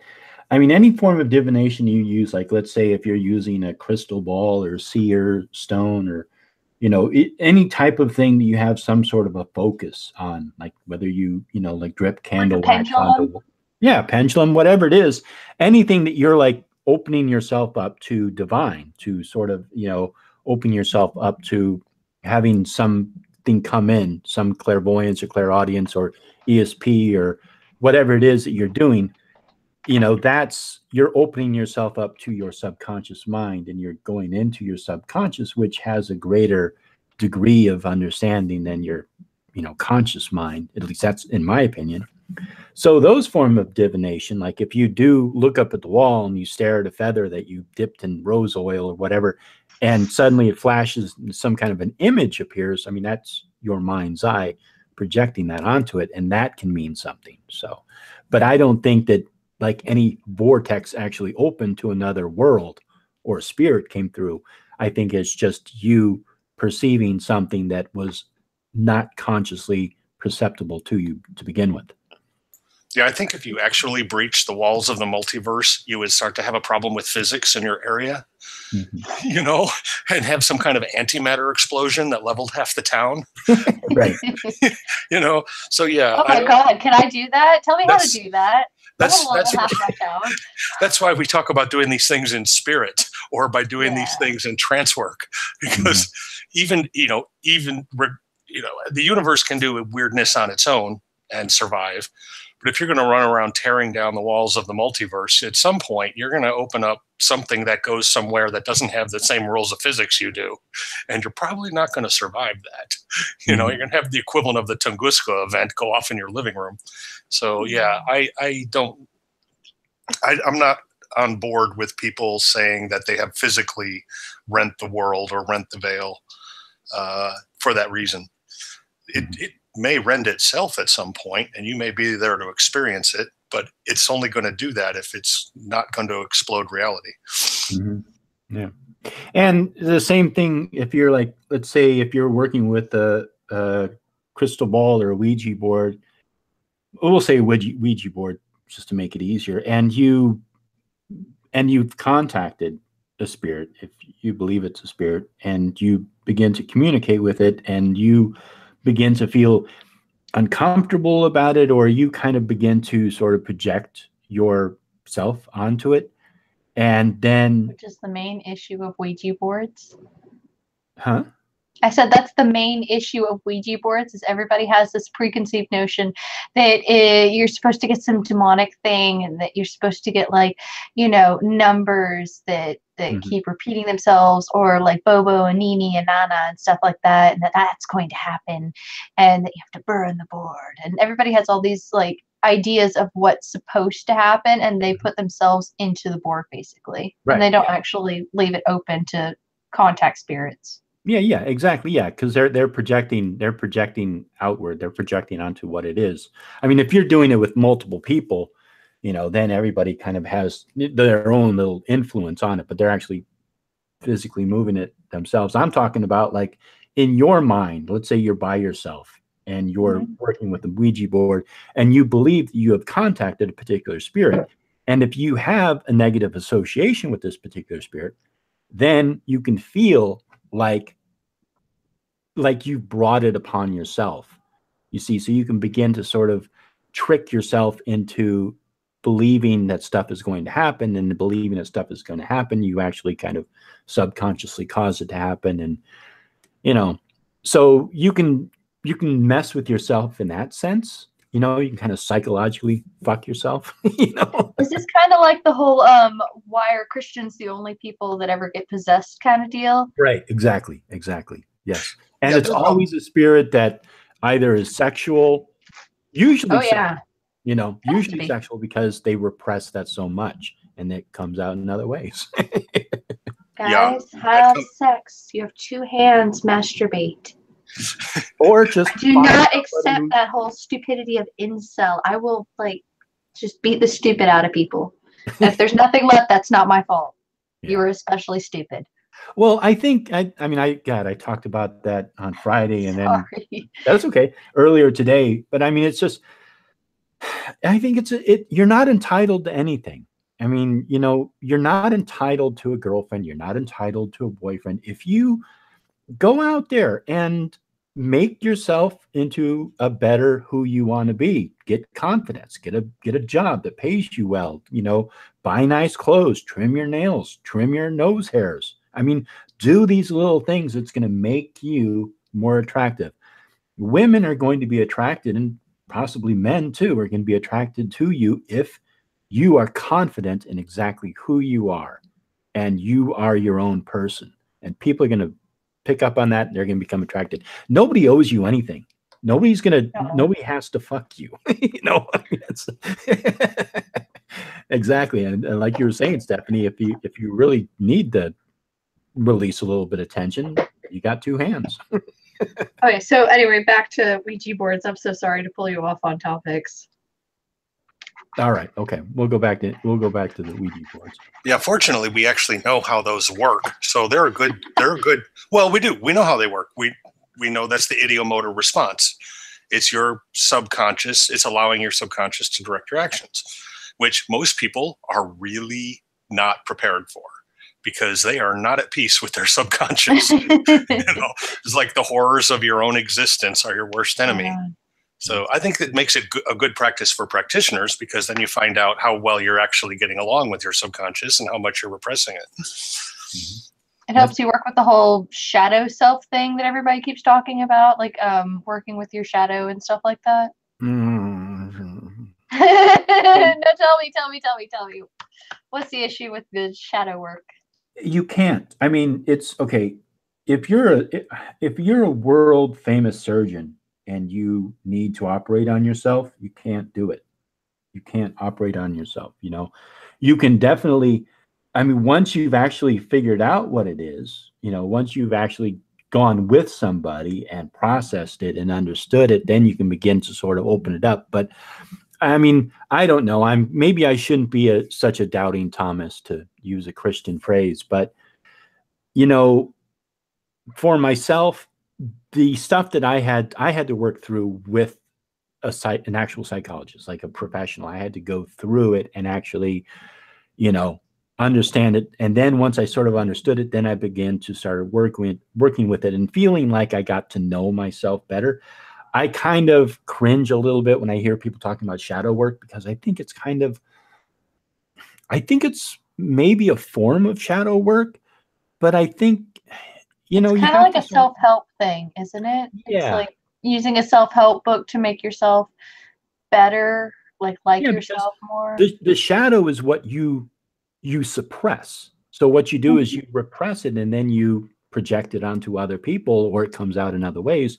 And if you feel like you are looking at the shadow, it moves, you know, so you can't yourself, your own psyche won't allow you to like look at the shadow. You have to have somebody else help you with it. That's the whole reason why it's the shadow. It's behind you. You just can't see it. You know? Anywhere you look, it's still behind the back of your head. Exactly. You know, and it is important. The occult axiom, you know thyself. I mean, that it comes down to that, you know. You really need to know yourself, and knowing the shadow self, there's aspects of yourself that you need to know, you know, like all your stupid aspects of yourself, you know, your envious aspects, your greedy, your lustful, your everything aspects of yourself. You need to look at those and understand them and, you know, recognize. I use my mom for that. I'm like, Mom, what's wrong with me now? She's like, well, you're really lazy, and then it goes on. No, my mom's awesome. She's the most amazing person in the entire world. She's taught herself how to do all sorts of crazy ass shit. Like, she could fall asleep as soon as her head hits the pillow. This woman's nuts. She taught herself to do that. She taught herself to remember her dreams. I can't do that. I can't do any of the stuff she could do. Like, but she's really good at looking at what you've been doing and saying, okay, this is what you're doing wrong, and this is how I think you can fix it. And she's really awesome like that. So I use her when I'm like, okay, Mom, my life's fucked up, help me. Well, that's good. Mostly it just goes down to Stephanie, you're lazy. Well, that's usually what it is. It's usually the most obvious answer that we just don't want to recognize. Yeah, not liking the answer is not a solution to the problem. Yeah, what they say, don't shoot the messenger. Yeah, well, yeah, and the fact that you don't like the truth doesn't keep it from being true, you know. Yeah. And this is kind of how, actually, to circle back a little bit, this is kind of how tribal totems work. Is it's a way, on a personal, just on a psychological level, you give yourself a space for that which is not your conscious self. You give a space to that spirit. You're also giving a space for, anything you don't know about yourself that could inspire you. You know, ideally to be a better member of the tribe, you know, to help survive. But that, and it's not exactly analogous to the concept of the shadow from psychology, because it's not, but it does make the shadow not be entirely about you. It's accepting that there's a part of yourself that you don't recognize as part of your own identity, and you've given it, you've allowed it to manifest its spirit in you. This is for people who are not practitioners. You know, this is like for the kiddies growing up. You're going to have all these bits of you that you don't know. You don't have a conscious relationship or a rational relationship. But by giving you a cultural context for it, it gives you a way to approach the mystery of your own self and find answers and accept those answers, because it's worked for everybody else so far. You know. Just like a lot of aspects of culture, but it for like a tribe totem that gives them a piece of identity that's not about them, but that is still a part of them. And so this is useful for harmony among the people, if you know what I mean. It's a good tool for them, because they may not understand where some of these weird inspirations are coming from, but they know they're a part of the such and such clan. And so they're open to the messages they need to get from that, and the spirits can work with them that way. And so it's a little bit of a cheat, you know, because you're giving people kind of you're giving people a halfway step, but it works very, very well. Well, I think it's kind of, I'm going to give you a dumbed down version of it, because every time you say something like really, really awesome and like inspiring, I'm just like, now, how can I dumb this down so that everybody can understand it? I'm sorry, but the dumbed down version is basically flags. And what I mean by that is it's giving you something that represents like your people, and, you know, how am I dumbing this down? No, the wrong way? You got it exactly. It's like a flag. Yeah. And so it's basically flags. You can only fall so far because you're still an American. Yes, we're all fucked. Well, you know, but that's Orange Cheeto baby tiny hand monster. Oh my god, he's just so weird looking. He's got that corn husk on his head. Yeah, exactly. You mean I'm making fun of the president. I'm a bad person. The tuft of plastic hair. He had that lady like pull on it, and I was like, you know, she's not actually pulling, right? I have no idea. She was moaning. It's like, here, oh. We all know he's a masochist. I have no idea what you're talking about, but I think I agree. Oh, you know who she's talking about. Yeah, but I have no concept of this context or this imagery, you know. But what, you've never been into the whole BDSM thing? Part of the power of having a tribal totem and ancestral image influences in general is that, you know, chiefs come and go, kings come and go, presidents come and go, your family members come and go, but you still have that sense of continuity that after they've gone, you'll still be Clan of the Cave Bear or American or whatever, you know. And so I'm giving you guys so many crappy pop references. You're just like, we're all like spiritual and smart and awesome, and then here she comes along with her like horrifying romance novels and just like twist the whole conversation. Were you talking about Shades of Grey or something?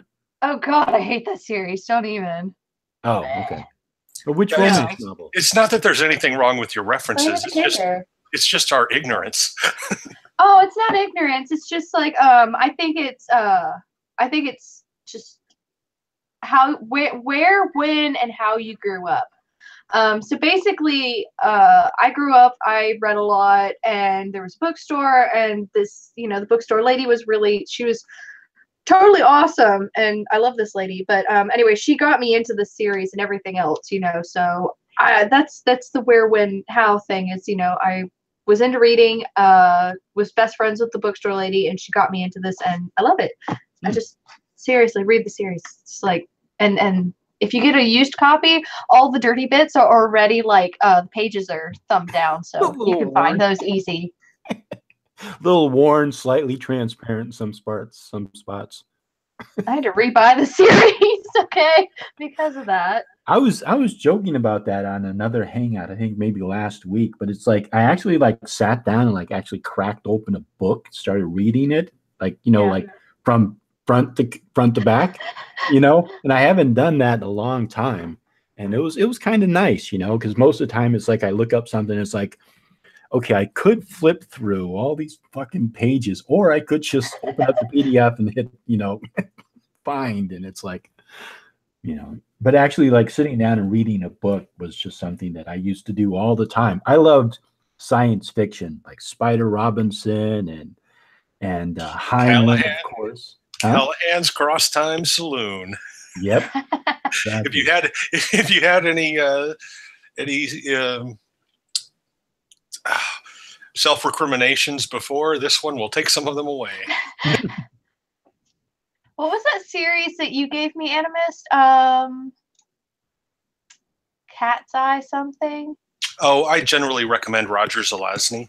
And so he didn't do a lot of series, but all of his books are an interesting trip through the mind. Eye of Cat, for someone who is Eye of Cat is one that for someone who is interested in shamanism and the shamanic point of view, he did a book called Eye of Cat, which is done from the point of view of a Native American who feels separate from life after having whatever travels and life experience he had, and him sort of coming back to his roots and experiencing sort of the consciousness of all things manifesting in him. And it's a trippy book, but it looks like fun. Kind of thing where if you read it and you go, yeah, my mind could work like that, that could happen to me, then that's kind of a go-ahead signal. If you go, what the hell is this chaos and who are these people? Then maybe it's not, you know, then maybe the path isn't for you, but it's yeah. So Kurt said this is funny, I like this. What about a sorcerer who only ages in his own home porn video? You could call it 50 Shades of Dorian Gray.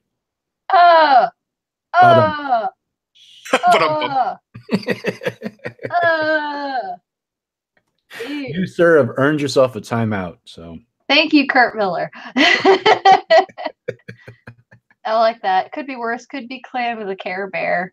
Oh. Who else hated that show?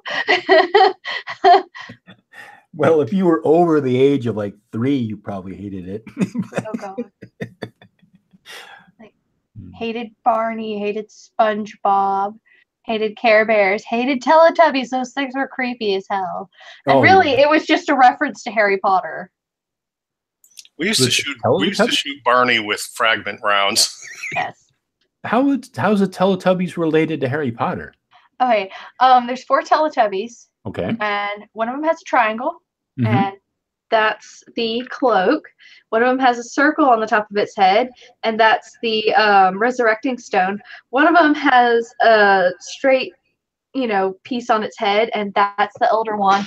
And then the 4th one has the zigzag scar that Harry Potter has on the top of its head. Yeah, the lightning bolt scar on its on the top of its head. So it's just a Harry Potter reference, basically. Really? Some people, conspiracy theorists. Right? Huh? It was a conspiracy kind of theory thing, you know, like, oh, that's where she got it from. Oh, no. I mean, is this serious? Is there like a video out there that somebody believes this? Because I don't remember. I think I read it somewhere. Oh, okay. And I thought it was hilarious. So I was like, okay, I'm going to remember that for later, you know, instead of the things I actually need to know. Sometimes, like when I'm thinking about doing a video, I just kind of like do like random searches, like, you know, like Disney plus Satan is a good one, and just see what comes up. And I download so many things. It's like, and then I hear other people talk about it. Sometimes I'm like, oh shit, I got to go find that. So I'm always like getting more and more videos that I want to do a video response to. It's like, fuck. I'll never have enough time. That's because they make more insanity than you can keep up with. They just keep creating. They just keep crunching out new ones. But that's a kind of almost a form of divination unto itself. It's like, let's define the spirits of insane, obsessive, compulsive people with fundamentalist backgrounds. Let's see what they're doing today. Oh my goodness. And thanks to the internet, there will never be an end to that supply. You can just keep dipping over and over for your own entertainment value. Oh. The funniest thing, I swear, is flat Earth. The people who believe that the Earth is flat. And what was one of their things? Why isn't there a flat Mars society? And the flat Earth guy was like, because we viewed Mars as round. And I was like, right. No consistency whatsoever. It's like, how can Mars be round and the Earth is flat? Oh, because you see, it's because it's a bubble. There's a layer, and then apparently outside of the firmament is the water. So outside of what we believe is, the ozone layer as we know it today is actually like a membrane, and then beyond that is water. That's how turtles. It's turtles all the way down. And then I love sometimes coming across the people who not only are they like hardcore Christians who believe that demons are out to get them, but they also believe flat Earth. They believe the Illuminati is running the world, and there's lizard people who are also Nephilim average. And I mean, it's like you could have a checklist of all and they don't believe that 9/11 was an inside job. So it's like you could go down. Didn't we just do all that? It's like, man, he hit every single fucking conspiracy theory out there. He made me cry a little. Yeah, and at that point, I start going, okay, I think this person has been on 4chan and they're trolling the world.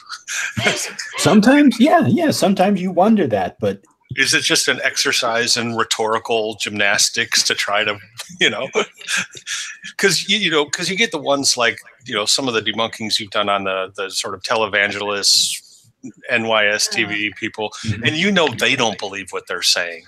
But then you wonder, are there people out there who are still truly gullible enough and so removed from their own, direct experience to actually believe it? And then on more than one topic. Unfortunately, yes. Yeah. Mm-hmm. Yeah, they believe it. They honestly believe it. Like, I will sit there and like listen to them and watch videos by them, and they 100% buy into it. Like, I'm convinced that Bill Schnoblin is either insane, like absolutely insane, or he knows he's full of shit. You know what I mean? Yeah. I think he's been around long enough to know better. Yeah. He's definitely, insane and full of shit because he actually does what he does. Mm-hmm. But I think all of those guys actually do know better, and they're doing it for, the classic American evangelical prophet scam. I mean, it's one of the long cons in evangelical culture. I mean, Steve Martin even did a movie about it. Mm-hmm. Yeah, because it's like, it's just some of these people, they actually believe it, and Bill, he's got to be full of shit, because like, you can talk about personal experience, but if you actually believe that the stuff that he did, he actually did it, I mean, that's insane. It's absolutely impossible. So that he has to be trolling for that. But some of these people who believe in these conspiracy theories, it's not like what am I trying to say? It's not an internal thing, because it's something that they've convinced themselves of. For example, that the Earth is flat. It's not like a personal experience that they've seen that the world is flat. They perceive it and they believe it to be flat. You know what I mean? People are crazy. Yeah, that one's just farther than that's what I meant. The flat Earth thing is just farther than I can go with somebody before I just go, you're a loony. Exactly. It's like automatically, there's something wrong with you. Please go get checked out. Seriously. Yes, it's like, which direction are you walking? Okay, I'm going the opposite direction. I know, right? Oh, what is it? I like it when they believe in the other planets, and I'm doing this all from their crazy perspective. So the other planets are real. The Earth is flat. The moon landing was fake because nobody can stand on the moon. Because it's made of cheese. Because it's made of cheese. Right, right. Oh, God. And no, we never did send anything out to Pluto. They're just taking pictures of crystals. Right, yeah. I've heard that. And then there's people who believe that the moon is a projection. So, Jesus. Wolf Paradox believes in flat pizza. I do not believe in flat pizza. Actually, I believe in flat pizza, but I do not believe in pineapple on flat pizza. Oh, what was the newest one? Banana on pizza. Ugh. No, no, no, no, no, no. Oh, you just hurt me, Stephanie. No. It's a thing. It was like, we might not all agree, the pineapple on pizza and the pineapple on pizza people, but we could all agree that banana on pizza is wrong and those people should die. Yes. Yes, definitely. Oh, Kurt came up with the great one. The quote from W.C. Fields: "Everyone should believe in something. I believe I'll have another drink." Right, exactly. At some point, you just do. You just have to knock off for a beer, then come back to it later. Yeah. And I typed in the chat, I accept flat pizza, but I reject flat pineapple pizza. Yeah, and Sorry. then this is why I loved hanging out with the flying spaghetti monster people, because they deliberately. All right, they're funny. Yeah, no, because they deliberately put some of this stuff into their religion, which was later copied by other people. Do you, are you more into the pasta or are you more into the meatballs? And they have separate theologies, whether the sauce should be red or whether it should be Alfredo. So they have to choose between noodles or balls? In a way, well, some people accept the entirety of the great colander. The great from which all of the universe was spilled forth. I like their idea that global warming is happening because there's not as many pirates around, so they all have to dress up as pirates. Yeah, and they have scientific graphs to prove it, that you should dress up as a pirate on Friday in order to fight global warming. They have built this kind of iconoclastic irony into the very tenets, legally registered. They now get their symbol on military monuments. Enough people. And you're allowed to wear a colander in your driver's license.